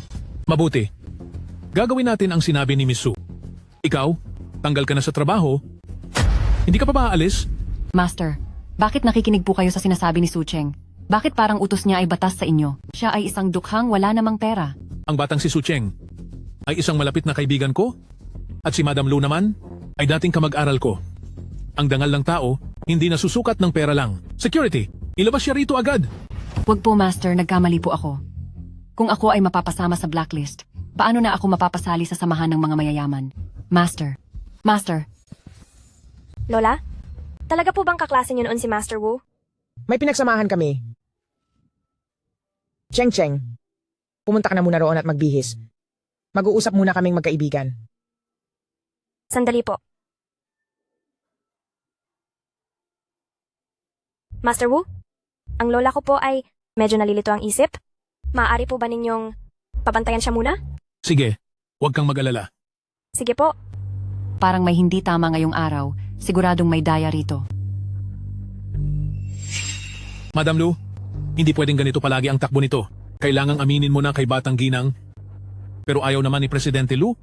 Hindi ko na alam ang dapat gawin sa sitwasyong ito. Ay, kahit na si Chi Yuan ay ikinasal na kay Cheng Cheng, hindi pa rin siya tumitigil sa paghahanap sa bawat dako.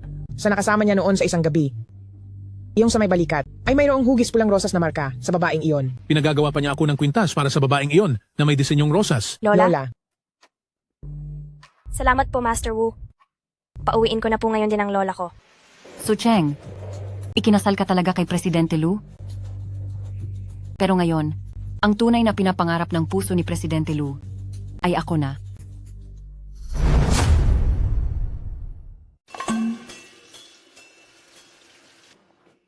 May magnanakaw. Lola, wag po kayong matakot. Marunong akong lumaban. Ako? Hindi ako magnanakaw. Hindi siya magnanakaw. Siya ay nandito para hulihin ang mga lobster. Tama po. Ang mga lobster sa hotel namin ay nakawala. Kaya hinuhuli ko silang isa-isa. Kailangan ko na pong pumunta sa kabilang bahay para maghanap. Dahil sabi niya ay hindi naman pala siya magnanakaw. Kampante na ako. Apo ko, ang husay mo pala sa pagluluto ngayon. Natuto ka na rin mag-ukit ng pagkain. Sandali. Itong ukit na to, hindi kaya. Iyon ang gawa ng kusinero kanina. Nagbibiro po ba kayo? Siyempre, ako ang nag-ukit niyan. Cheng Cheng, samahan mo si Lola maghugas ng kamay para kumain. Opo. Tayo na po, Lola.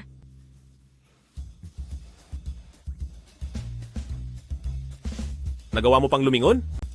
Sa susunod, huwag ka nang mag-uukit. Nakasanayan lang po sa trabaho. Pasensya na po. Umalis ka na. Luchiwan, napakasarap ng luto mo. Turuan mo naman ako. Uy! Cheng Cheng, hindi tayo nagkukulang sa kusinero. Ang kulang sa atin ay babaeng president. Sige po. Dahil ako ang magiging president, igagaya ko kayo ng mansanas. Huwag ikaw, hayaang siya ang sumubok. Para siya ang magbalat ng mansanas natin sa hinaharap. Mabait kong apo. Huwag mong sabihing pati pagbalat ng mansanas ay hindi mo alam. Ha ha ha. Samantalang marunong ka namang mag-ukit. Ako? Marunong? Paanong? Hindi ko malalaman?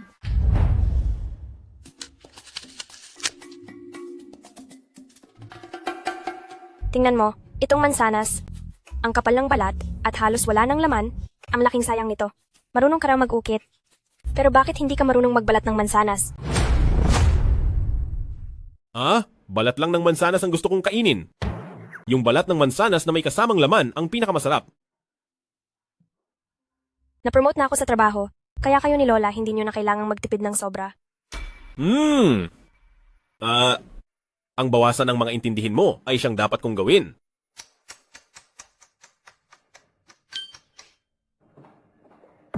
Cheng Cheng, Bakit kayo nandito?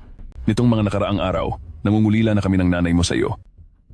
Nga pala, sa mga susunod na araw, kaarawan ni Mengmeng, na siya ring kaarawan mo. Sabi ni Mengmeng, magdaos daw tayo ng isang pool party. Kaya sa oras na iyon, pumunta ka rin doon, ha? Sumeng? Magagawa niya ba iyon ng bukal sa loob? Hoy, bata ka. Bakit ganyan ka magsalita? Masyado lang prangka si Mengmeng, pero hindi siya masamang tao. Siya pa nga ang nagsabing isama ka sa piging, kaya ibig sabihin lang nito na naaalala ka pa rin niya. Kahit kailan talaga siya na ang magaling, at ako na ang palaging mali. Cheng Cheng, kanya na ba ang pakikitungo mo sa iyong mga magulang? Noong kinuha ka sa malalayong kabundukan, akala namin hindi ka na namin mahahanap, kaya namin inampon si Mengmeng. Kung alam ko lang na ganyan ang ugali mo, sana ay hindi ka na lang namin binalikan. Wala kang kaabog-abog bilang isang kagalang-galang na dalaga. Hindi mo man lang mapantayan si Mengmeng. Noon, gustong-gusto kong ikumpara ang sarili ko kay Sumeng, pero na-realize ko ngayon na hindi naman pala iyon kailangan. Ang tunay na malakas ay hindi na kailangang magpaliwanag. Sa piging, sisiguraduhin kong nandoon ako.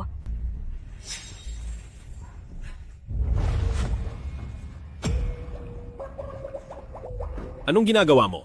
Anong bumabagabag sa iyo? Anong ginagawa mo? Gusto mo na bang mawala? Nag-ensayo lang ako na pigilin ang hininga ko. Pagpigil ng hininga. Opo, ang mga magulang ko na nagtaboy sa akin mula sa pamilya namin at ang umagaw sa posisyon ko na anak-anakan nilang babae ay inimitahan ako sa isang pool party. Natatakot ako na baka itulan nila ako sa tubig at tuluyan akong mawala. Kung ganoon, pwede ka namang hindi pumunta. Gusto kong makita kung ano ba talaga ang binabalak nilang masama. Tutal, sa pagkakataong ito, wala na akong kinatatakutan. Marunong ka bang lumangoy? Hindi po. Sumama ka sa akin.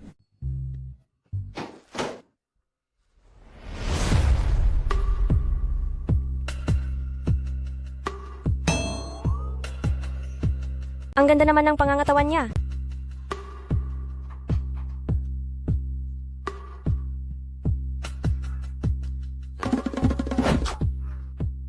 Maayos ka lang ba?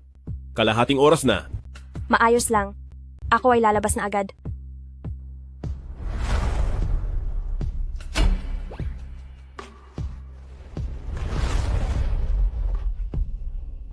Ito ang unang beses kong mag-swimsuit at hindi pa ako masyadong sanay. Sigurado ka bang? Pupunta ka sa party ng ganyan? At hindi ka man lang mag-aayos? Hindi na kailangan.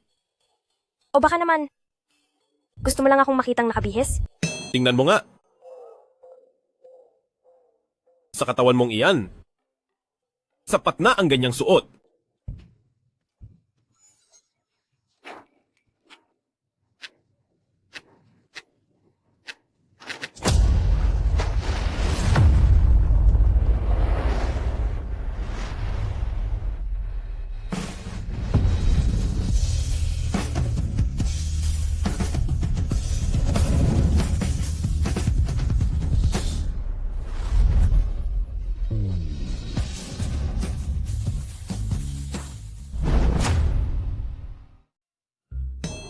Bitaw na.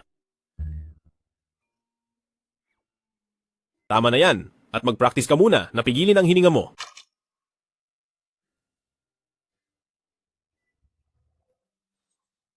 Naka-diving suit lang siya? Pero bakit nararamdaman ko pa rin ito sa kanya?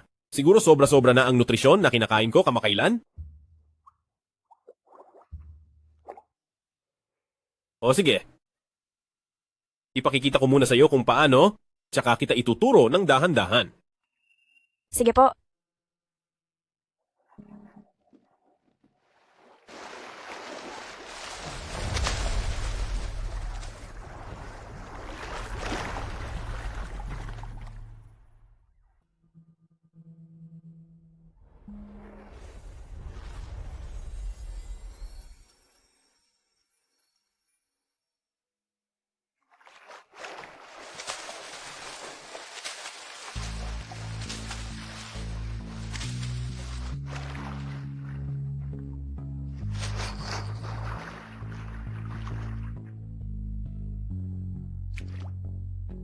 Nakita mo ba ng malinaw? Hindi. Hindi ko nakita ng malinaw. Lalangoy ulit ako ng isa pang beses, tapos ipapaliwanag ko sa iyo ang bawat detalye. Tumingin kang mabuti. Sige po.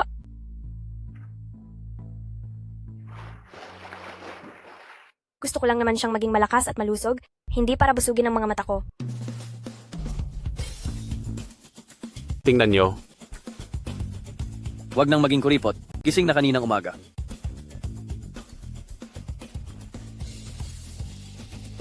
Sumeng, nandito na ako.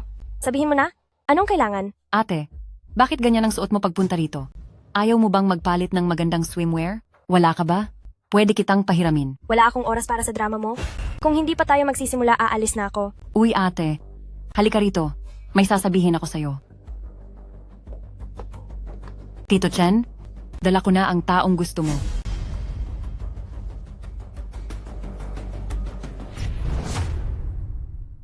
Maganda ka naman pala.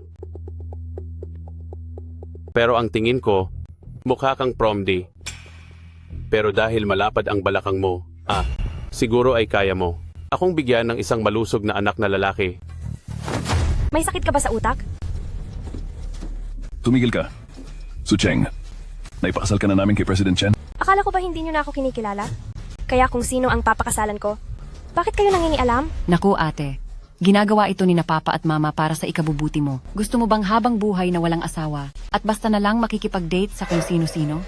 Su Cheng, wala namang paki si President Chen kahit pa alam niyang masama ang iyong reputasyon, handa ka pa rin niyang pakasalan at nagbigay pa siya ng ilang daang libong dolyar na regalo, dapat pa ngang magpasalamat ka sa langit. Kaya naman pala napakabait niyo at pinapunta niyo ako rito. Ibebenta niyo pala ako. Ang regalong yan, kung sino man ang tumanggap, siya ang magpakasal sa kanya. May asawa na ako. Ano? Totoo bang kasal ka na? Walang hiya ka? Nawala man lang aming pahintulot? Naglakas loob kang magpakasal? Matagal na niyo akong pinalayas sa pamilyang ito. Kaya kung sino ang pakakasalan ko, hindi ko kailangan ng pahintulot niyo. Ikaw. Hay, ate, ang asawa mo, tiyak na napakahirap lang niya. Diba? Nakita ko noong nakaraan. Ang lola niya ay makakalimutin na dahil sa katandaan. Kung sa taong tulad niya ka sasama, siguradong stress ka lang. Naku naman, kahit nakasal ka na, okay lang iyan, hiwalayan mo na lang. Ha? Hindi ako naniniwalang ang asawa mo ay mas guwapo pa sa akin. Pasensya na po, pero mas gwapo pa sa iyo ang asawa ko. Hindi ako naniniwala. Tawagin mo siya rito ngayon din. Sige, Ano? mahal. Tinawag mo akong mahal? May tao kasi rito na ayaw maniwala na mas gwapo ka sa kanya. Sige. Pupunta na ako riyan.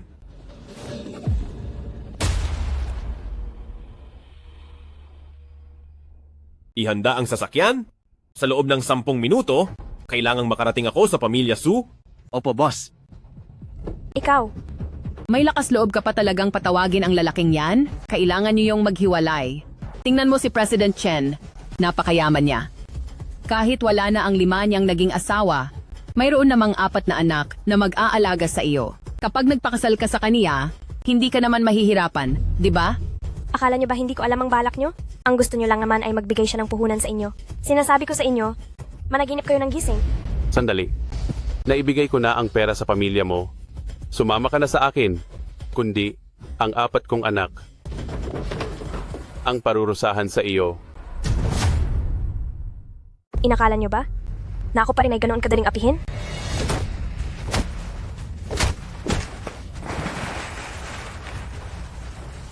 President Chen, papakasalan mo pa ba ako? Papakasalan? Siyempre papakasalan kita. Habang mas lumalaban ka, mas lalo akong nasisiyahan. Ang asawa ko? Sino ang may lakas ng loob na humawak sa kanya? President Chen? Uy, President Chen. Ayos ka lang ba? Ikaw. At ikaw? May lakas ng loob na magsabing mas gwapo ka kaysa sa akin? Su Cheng, itong barbarong asawa mo, pumunta rito para lang manakit. May pinag-aralan ba kayo? Pasensya na. Ang asawa ko ay galing sa labas. Ang batas niya ay iba sa batas mo. Sandali lang. Teka, kayong mga taga-pamilya Su, tinanggap nyo na ang regalo ko. Ngayong ayaw na ipakasal ang anak nyo. Dapat nyo akong bigyan ng paliwanag. Hindi ba't may isa pang paboritong anak? Ang pamilya Su? Na si Sumeng? Mas mabait siya, may pinag-aralan kaysa sa akin. At tamang-tama siyang maging madrasta sa 4 mong anak. Ate, regalo ito ni nanay at tatay para sa kasal mo. Paano ko iyon aagawin? Ganyan ka naman lagi. Sinasabi mong lagi kong inaagaw ang mga gamit mo. Su Cheng, wala ka talagang puso. Bakit mo tinulak si Meng Meng? Tulong, bilisan nyo. Tulungan si Mengmeng. Mukhang naputol ang tali ng suot ko.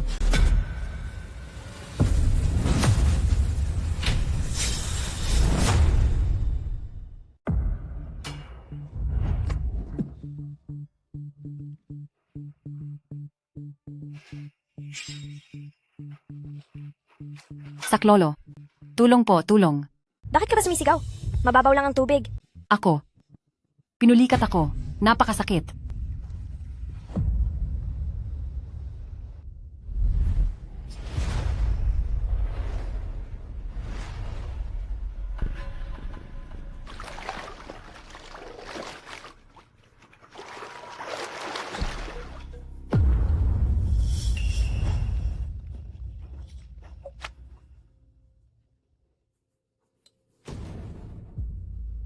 Anim na taon na ang nakalilipas. Junting Hotel? Ang babaeng nakasama ko ng gabing iyon? Ay ikaw? Paano mo nalaman ang nangyari ng gabing iyon? Ibig bang sabihin ay ikaw ang lalaking iyon? Pero iyon ang una kong pagkakataon. Ikaw pala ang asawa ng ate ko. Gagawan ko ito ng paraan para makabawi sa iyo.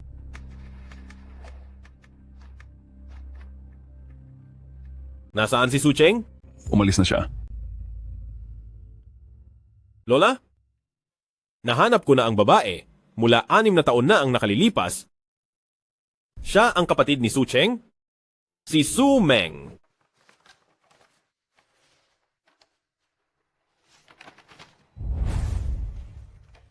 Hindi ko gusto ang babaeng iyon. Sinasat ko sa iyo, tanging si Cheng Cheng lang ang kinikilala kong manugang.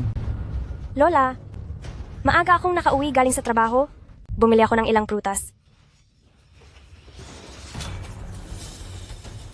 Sumeng? Sumeng.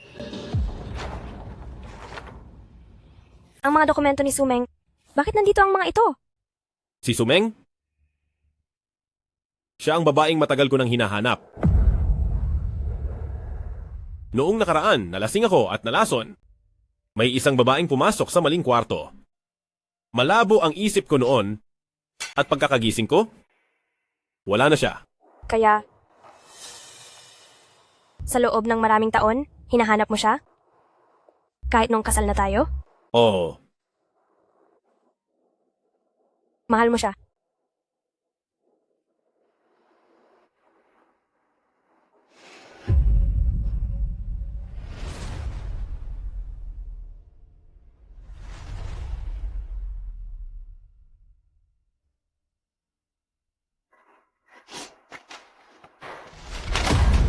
Mag-divorce na tayo? Sa akin sasama si Lola. Ano? Sabi ko, mag-divorce tayo. Sa akin sasama si Lola.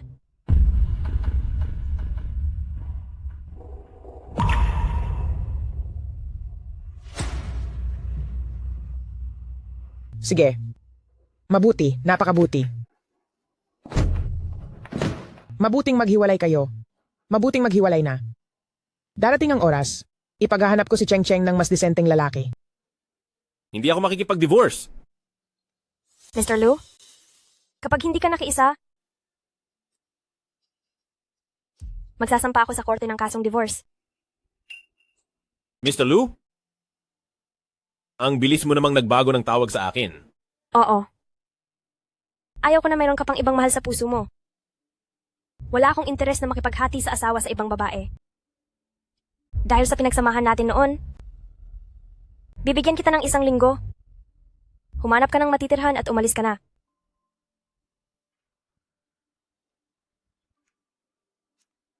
Lola, masama po ang pakiramdam ko. Magpapahinga lang po muna ako.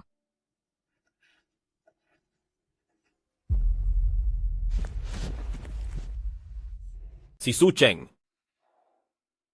Ayaw na niya sa akin. Hindi ko alam. Sinabi ni Cheng Cheng na gusto niya ako.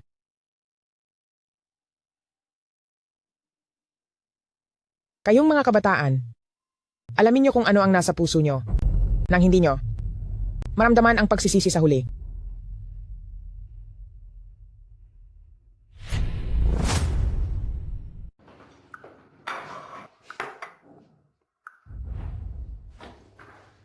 Magandang umaga.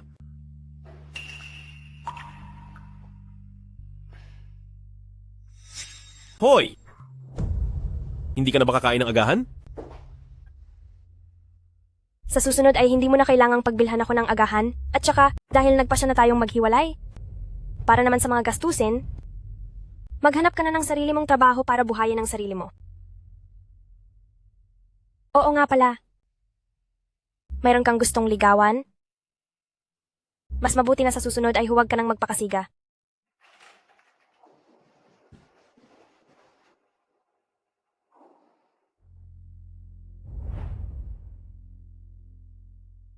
Isang linggo na siyang hindi namamanisin sa akin. Sir, baka po gusto ninyo na asikasuhin na lang muna ang trabaho? Marami pa po ritong mga dokumento na naghihintay na maasikaso ninyo. Trabaho na lang ng trabaho araw-araw? Anong mapapala ko sa trabaho? Ano? Magpadala kayo sa group chat ng kumpanya ng mga survey tungkol sa pakikipag-date. Po? Tanungin nyo ang mga babaeng empleyado kung ano ang mga gusto nila at kung anong gusto nila tuwing nakikipag-date. Kapag nagamit ang mungkahi nila, doble ang matatanggap nilang bonus sa katapusan ng taon. Heto po, Lola. Kumain po kayo ng hipon. Naku po, talagang si Cheng Cheng lang ang nag-aalaga sa akin. Ha ha ha!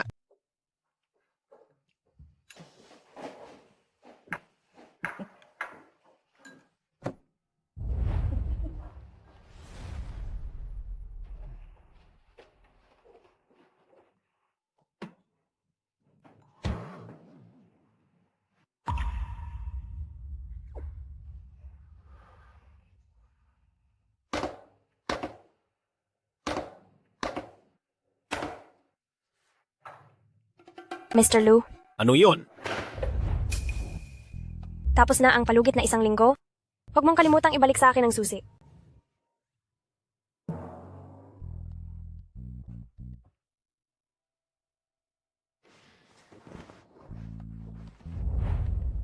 Heto, kunin mo. Huwag na. Gusto ko ang ganito? Kakainin ko pati balat.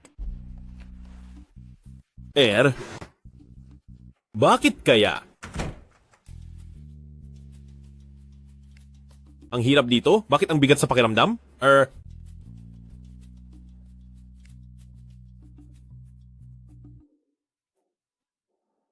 Iho, mas mabuti pang matuklasan mo iyan sa sarili mo. Napakasarap ng mansanas na ito.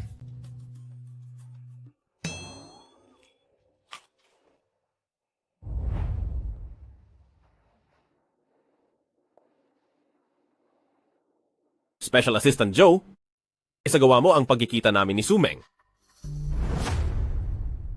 Sa wakas, nagkita rin tayo. Hindi nga nasayang ang paghihintay ko. Siguradong napaalis na ni Lu Chiyuan ang masamang babaeng si Su Cheng na iyon, kaya pinupuntahan na niya ako. Su Cheng, gustong-gusto kong nakikita kang nawalan ng lahat, yung itsura mong kinalimutan ng lahat at kaawa-awa. Uy, tingnan niyo ang balat na hugis rosas. Siya ang magiging asawa ng president ng grupo natin. Bumisita siya sa kumpanya natin. Tingnan niyo siya, napakadangal ng bawat kilos niya, halatang ibang-iba siya sa ating mga hamak na trabahador. Natural, akala niyo ba kahit sino na lang ay kayang maging Madam CEO? Madam CEO, hinahanap niyo po ba si Presidente Lu? Sasabayan ko na po kayo papasok. Tuloy po kayo, please. Opo.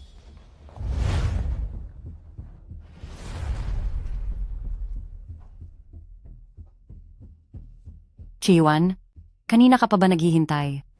Tawagin mo akong Lu Chiyuan. Sa bagay, dahan-dahan lang muna tayo.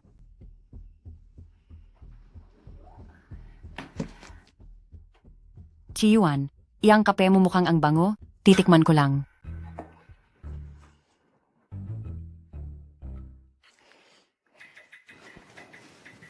Magpakuha ka ng iba. Ako. Naging bastos ba ako? Ang akala ko kasi, gaya noong dati ay, Miss Su, dumiretso na tayo sa kailangan natin. 10 milyong dolyar ang bayad sa iyo. Chiyuan, anong ibig mong sabihin? Ito ang pambayad ko para sa nangyari 6 na taon na ang nakararaan. 6 na taon akong naghintay sa iyo. Tapos magbibigay ka lang ng 10 milyong dolyar para lang paalisin ako? Paano naman ang nararamdaman ko para sa iyo? Miss Su, 6 na taon na ang nakakalipas, nagkamali ka ng silid na pinasukan, nagkataong wala ako sa sarili dahil sa gamot. Kaya may nangyari sa atin, ginusto nating dalawa yon, at walang pilitan na nangyari. 6 na taon kitang hinanap, at ang pagbibigay ng 10 milyong dolyar. Sa tingin ko, ay ang pinakamalaking halaga na maibibigay ko bilang kabayaran. Tungkol naman sa nararamdaman mo, sa pagitan nating dalawa, walang anumang pag-ibig na namamagitan. Paano mo nagagawa ito sa akin? Lu Chiyuan, napakalupit ng puso mo. Para saan pa ang 6 na taon kong pagmamahal, wala lang ba iyon? May asawa na ako. Maari naman kayong maghiwalay. Hindi ba't hindi mo naman talaga gusto si Su Cheng? Hindi sa hindi ko siya gusto. Mahal ko siya. Chiyuan, si Su Cheng ay isa lamang probinsya nang wala namang alam, wala kayong dalawa kahit anong pagkakasunduan. Nakuha lang niya ang atensyon mo dahil bago siya. Hindi siya karapat-dapat para sa iyo. Ang mga personal na bagay sa pamilya ko ay hindi mo na kailangang pakialaman pa. Kung hindi mo ako mahal, bakit mo ako ipinagawa ng isang kwintas na rosas? Paano mo nalaman ang tungkol doon? Chiyuan, makinig ka sa akin. Nagayuma ka lang ng masamang babaeng, si Su Cheng. Alam mo ba kung bakit pinutol ng mga magulang mo ang ugnayan sa kanya? Dahil, isa siyang masamang babaeng walang modo. Binabalaan kita. Kapag ipinagpatuloy mo pa ang paninirang puri sa asawa ko, ang grupo ng mga abogado ng grupong Long Yu ay agad na ipapakulong ka.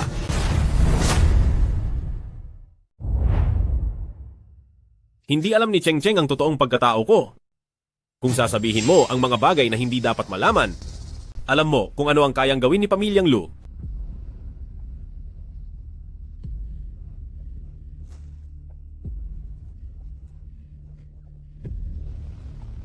Lu Chiyuan, dahil naging ganyan kakalupit, huwag mo akong sisisihin kung gagamit ako ng ganitong paraan.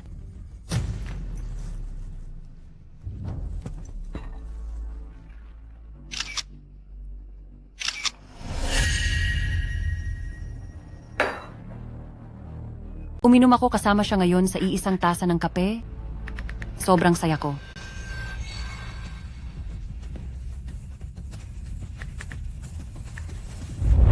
Wow, nakakaingit naman. Mengmeng, ang swerte mo talaga. Ang tattoo ni Mengmeng, bakit parang pamilyar? Parang iyon ang katangiang hinahanap ni na grupong Long Yu at Presidente Lu sa babaeng matagal na nilang gustong mahanap. Itinigil na ni grupong Long Yu ang paghahanap sa babaeng may birthmark na rosas. Anong ibig sabihin nito? Mengmeng, kailangan kong dumikit sa'yo. Dikit na dikit ako kay Mengmeng.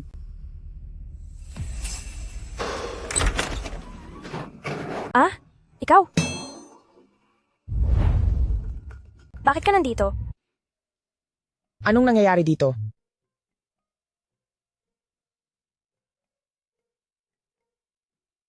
Nag-aalala ako sa inyo ni Lola?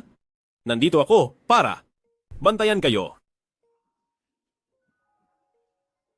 Magsabi ka ng totoo. Wala akong pera pambayad ng renta. Magkano ang kailangan mo? Papahiramin kita.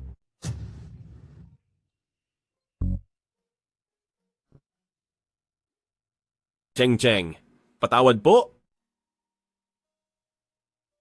Punoon kasi, wala pa akong nagustuhang iba. Masyado akong naging manhid.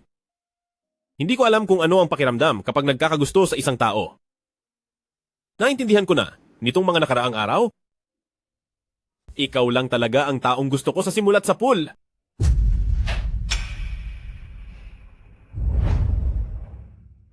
Pwede bang huwag kang makipaghiwalay sa akin? Wala kang nagustuhan? Hindi ba ilang taon mo ring nagustuhan si Sumeng? Nagkamali ako. Naging tanga talaga ako. Ang nagustuhan ko lang ay isang taong nasa imahinasyon ko. Pero hindi ko talaga siya gusto. Malinaw ko nang naisama sa kanya ang lahat. Ano na? Oo nga naman, Cheng Cheng. Alam na niyang nagkamali siya. Opo.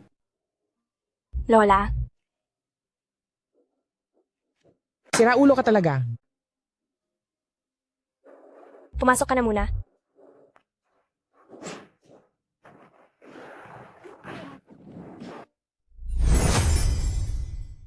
Pwedeng hindi makipaghiwalay, pero hindi ako tatanggap ng pangangalo niya.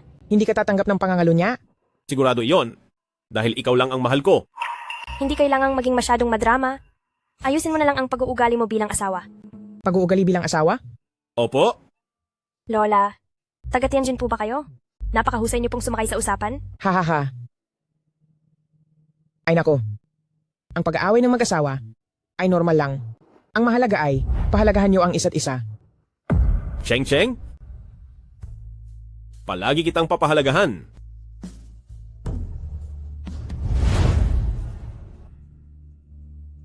Si Manager Jiang ka, di ba? Dapat ay kilala mo kung sino ako. Opo, kilala ko po. Kayo ang anak ng may-ari ng Su Group at ang asawa ng CEO sa grupong Longyu. Magaling. Matamis ang iyong pananalita at mabilis ang iyong balita. Nagustuhan ko ang galing mo. Ang makuha ang tiwala ng asawa ng CEO ay isang karangalan para sa akin sa Zhangzi. Natatandaan kong manager ka dati. Bakit naging normal na empleyado ka na lang? Kasalanan itong lahat ng masamang babaeng si Su Cheng. Basta't gawin mo ang sasabihin ko. Ang 500,000 dolyar. Sa loob ng card na ito ay mapapasa iyo. Kapag nagawa mo ito ng maayos, ang posisyon ng manager ay ibabalik ko. Sa iyo nang walang duda. Gagawin ko po ang lahat ng pinapagawa niyo, ma'am.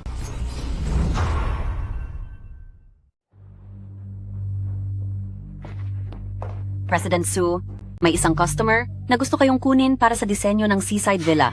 Ang sabi niya ay makikipag-usap siya sa inyo mamaya. Bakit ang dumi dito? Po, pasensya na po, President Su. Kakadaan ko lang sa renovation team. Sa susunod, sisiguraduhin ko pong malilinis ko ang lahat. President Su, itong bayad para sa Seaside Villa Design ay mas mataas ng ilang beses kaysa sa ibang mga proyekto, pati na rin ang komisyon. Dapat akong kumita ng mas maraming pera para sina Luchi Yuan at si Lola ay kampante lang sa bahay. Sige, pupunta ako doon ngayong hapon. Sige po.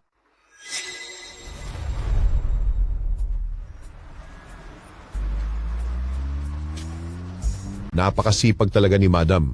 Nagtatrabaho kahit tanghaling tapat.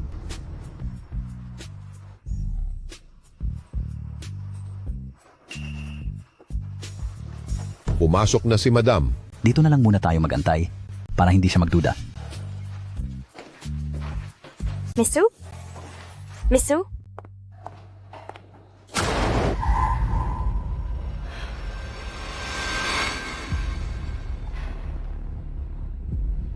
Miss Su?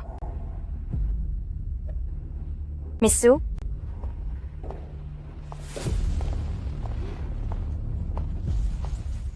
Miss Su? Ate, Ah, ate. ikaw?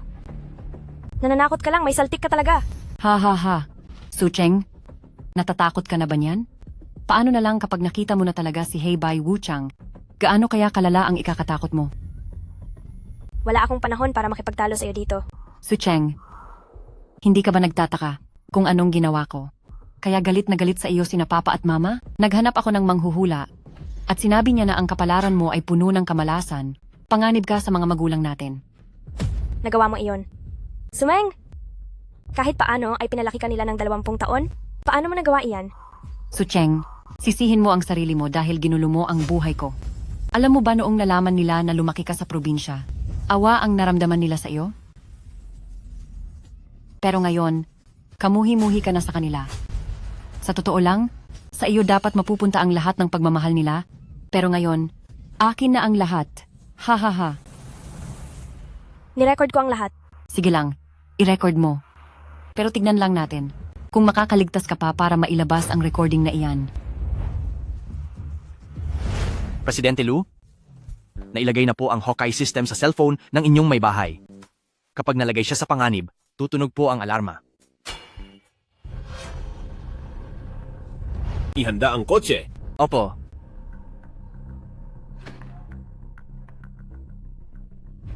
Anong ginawa mo? Ha? Nalimutan kong sabihin na si Manager Jiang ay kakampi ko rin. Nilagyan niya ang gamit mong mga folder kanina ng pampatulog.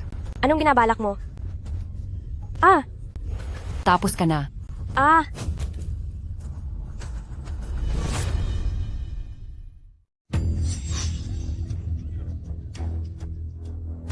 Ah, ah. Ah, ah. Sabihin mo sa akin kung bakit hindi ka na lang nanatili sa probinsya. Ano ang ginagawa mo rito? Ha? Sumagot ka. Ang ginagawa mong ito ay labag sa batas. Ah, ah. Ah, ah. Ah, ah, ah.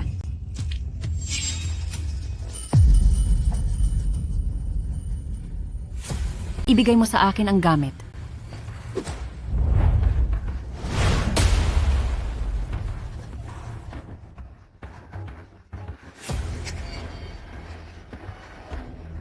Masamang balita. Masamang balita po. Miss Sue, nagbalita po ang ating espiya. Darating na si Presidente Lu sa loob ng 10 minuto. Kailangan na nating umalis agad. Ano? Mauuna na ako. Ayusin niyo si Sucheng bago kayo sumunod.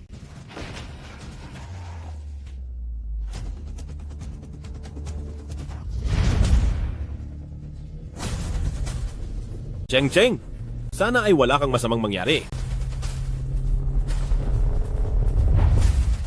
Ang bagay na ito ay hindi naman makakaubos ng buhay. Ako narito. Lintik naman. Ang kupad nyo. Para kayong babae kumilos. Andito na sila.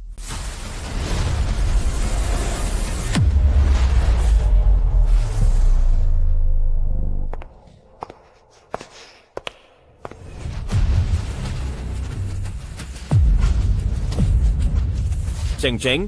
Bakit ang bilis naman? Hindi ba sabi 10 minuto pa? Cheng? Cheng?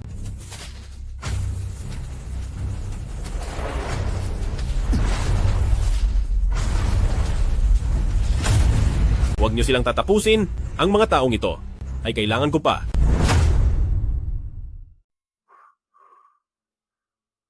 Halika.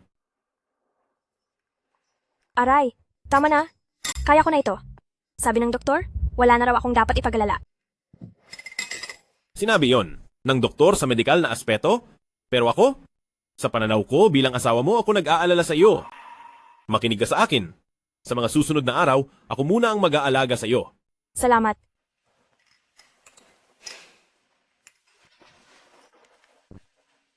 Sandali po, magsasagawa muna tayo ng check-up. Sige po.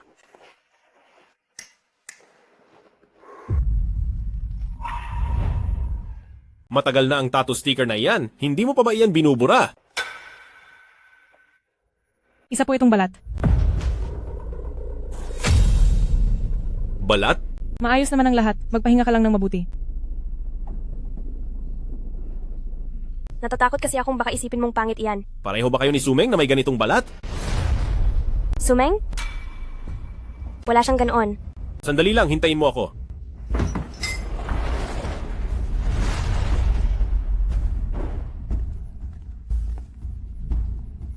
Iimbestigahan ko ang mga litrato ni Sumeng noong bata pa siya.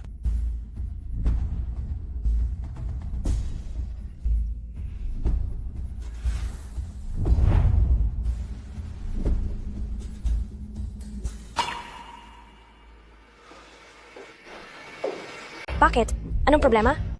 Cheng Cheng. Noong nakaraang 6 na taon, ika-28 ng Marso. Hindi ba nandoon ka noon sa Junting Hotel? 6 na taon na ang nakakalipas. Kaarawan ko noon, sa isang hotel, at nawalan ako ng malay. Pagkagising ko, ay may nangyari na sa amin ng isang lalaki. Hindi ko kakilala. Ano ang itsura ng lalaking iyon? Natatandaan mo pa ba? Ako, hindi ko na nagawang tignan kung ano ang itsura niya dahil agad akong umalis. Hindi sa ayaw kong maging tapat sa'yo, kundi dahil ang bagay na ito. Para sa akin, ay isang sugat na hindi ko na gustong balikan pa. Kung ikakasama ito ng loob mo, ibig sabihin ay, Cheng Cheng. Ako ang lalaking iyon.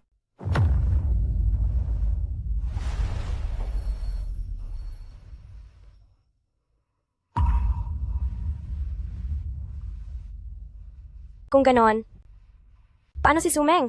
Naglagay si Sumeng ng peking balat sa kanyang balikat na gaya ng sa iyo. Kaya maling akala ko. Noong 6 na taon na ang nakakaraan na siya ang babaeng iyon. Sumeng? Siya na naman. Dahil gustong-gusto niyang agawin ang lahat ng mayroon ako, sisiguraduhin kong pagbabayarin ko siya ng doble.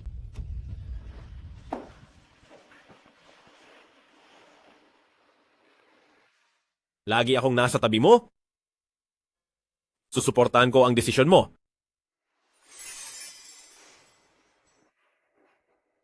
Tungkol sa pagkatao ko, sorpresa na lang muna iyon para kay Cheng Cheng sa tamang panahon. Kailangan ko nang umalis agad kay Hang Cheng. Kung hindi ay siguradong hindi ako palalampasin ni Lu Chiyuan. Tabi. Miss, may balita mula sa ating mga tauhan na si Su Cheng ay tapos na at wala na.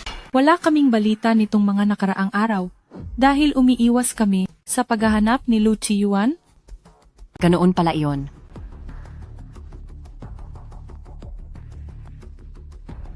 Sumeng, kung gusto mo, sa makalawa, ay gaganapin na ang ating kasal. Gusto ko, syempreng gusto ko.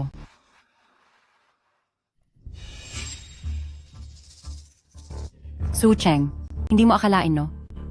Pagkawala mo lang, ang asawa mo ay atubili na agad na pakasalan ako. Ha ha ha. Hindi ko akalain na ang asawa pala ni Su Cheng ay isang boss. Pero buti na lang at wala na ngayon, si Su Cheng. Iba talaga si Meng Meng. Nakapag-asawa agad ng isang mayamang tagapagmana ni Hang Cheng. Si Meng Meng, kung ikukumpara sa batang iyon, ay talagang napakalayo ng antas, langit at lupa ang pagkakaiba. Tama ka. Napakasuwerte ko na nakatagpo ako ng isang mabuting lalaking tulad ni Chiyuan.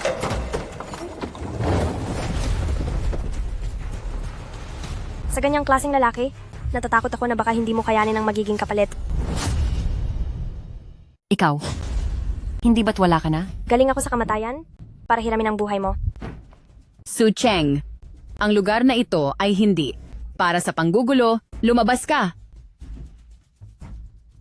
Ang taong nasa entablado ay asawa ko. Bakit? Hindi ako pwedeng tumayo rito? Anong kalokohan ang sinasabi mo? Umalis ka na agad. Security. Security. Su Cheng, hindi ka ba nagtataka sa kung ano ang ginawa ko? Para si Papa at Mama ay sobrang magalit sa iyo. Nagtungo ako sa manghuhula. Sabi niya, ang kapalaran mo ay malas at mapag-isa at ikapapahamak ito ng mga magulang mo.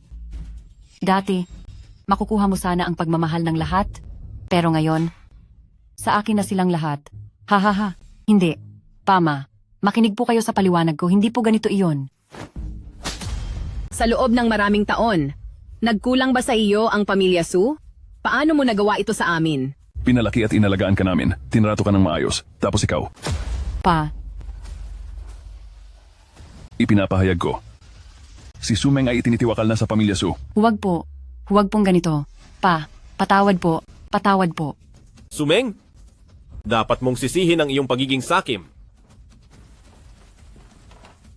Akala mo ba ay napakalinis mo? Sucheng, hindi mo ba alam? Ang akala mong mahirap mong asawa ay sa totoo lang tagapagmana ng Hangcheng, ang presidente ng grupong Longyu na si Lu Chiyuan. Sa tingin niya ay hindi mo talaga karapat-dapat na maging asawa ng CEO, kaya itinago niya ang kanyang tunay na pagkakakilanlan upang paglaruan ka lang sa kanyang mga kamay. Mali ang iyong iniisip. Lola,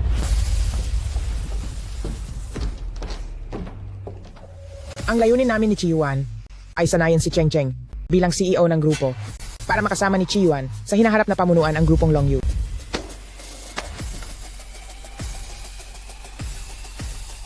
Ngayong araw, ang lahat ng stock sa ilalim ng aking pangalan ay ililipat ko kay Baba Su Cheng. Cheng Cheng, ito ang aking handog para sa ating kasal.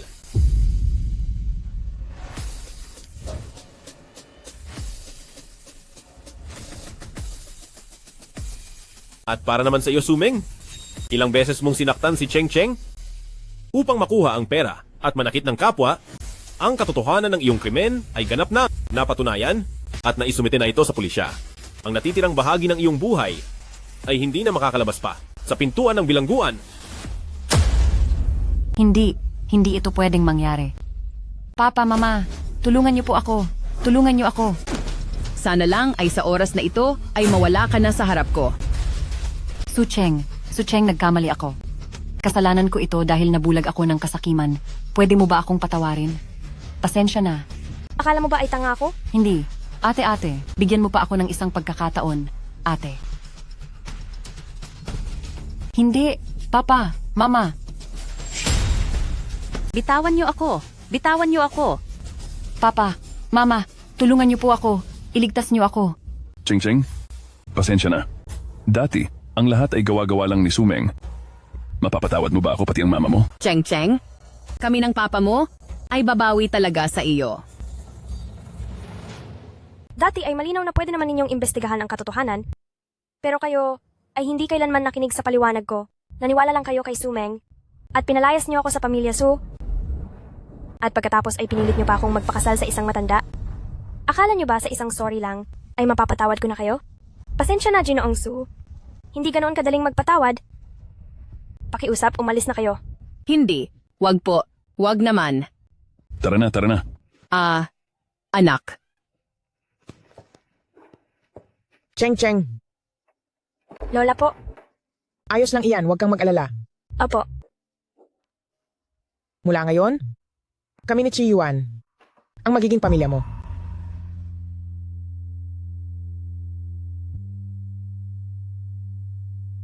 Mula ngayon, poprotektahan kita. Salamat. Haha,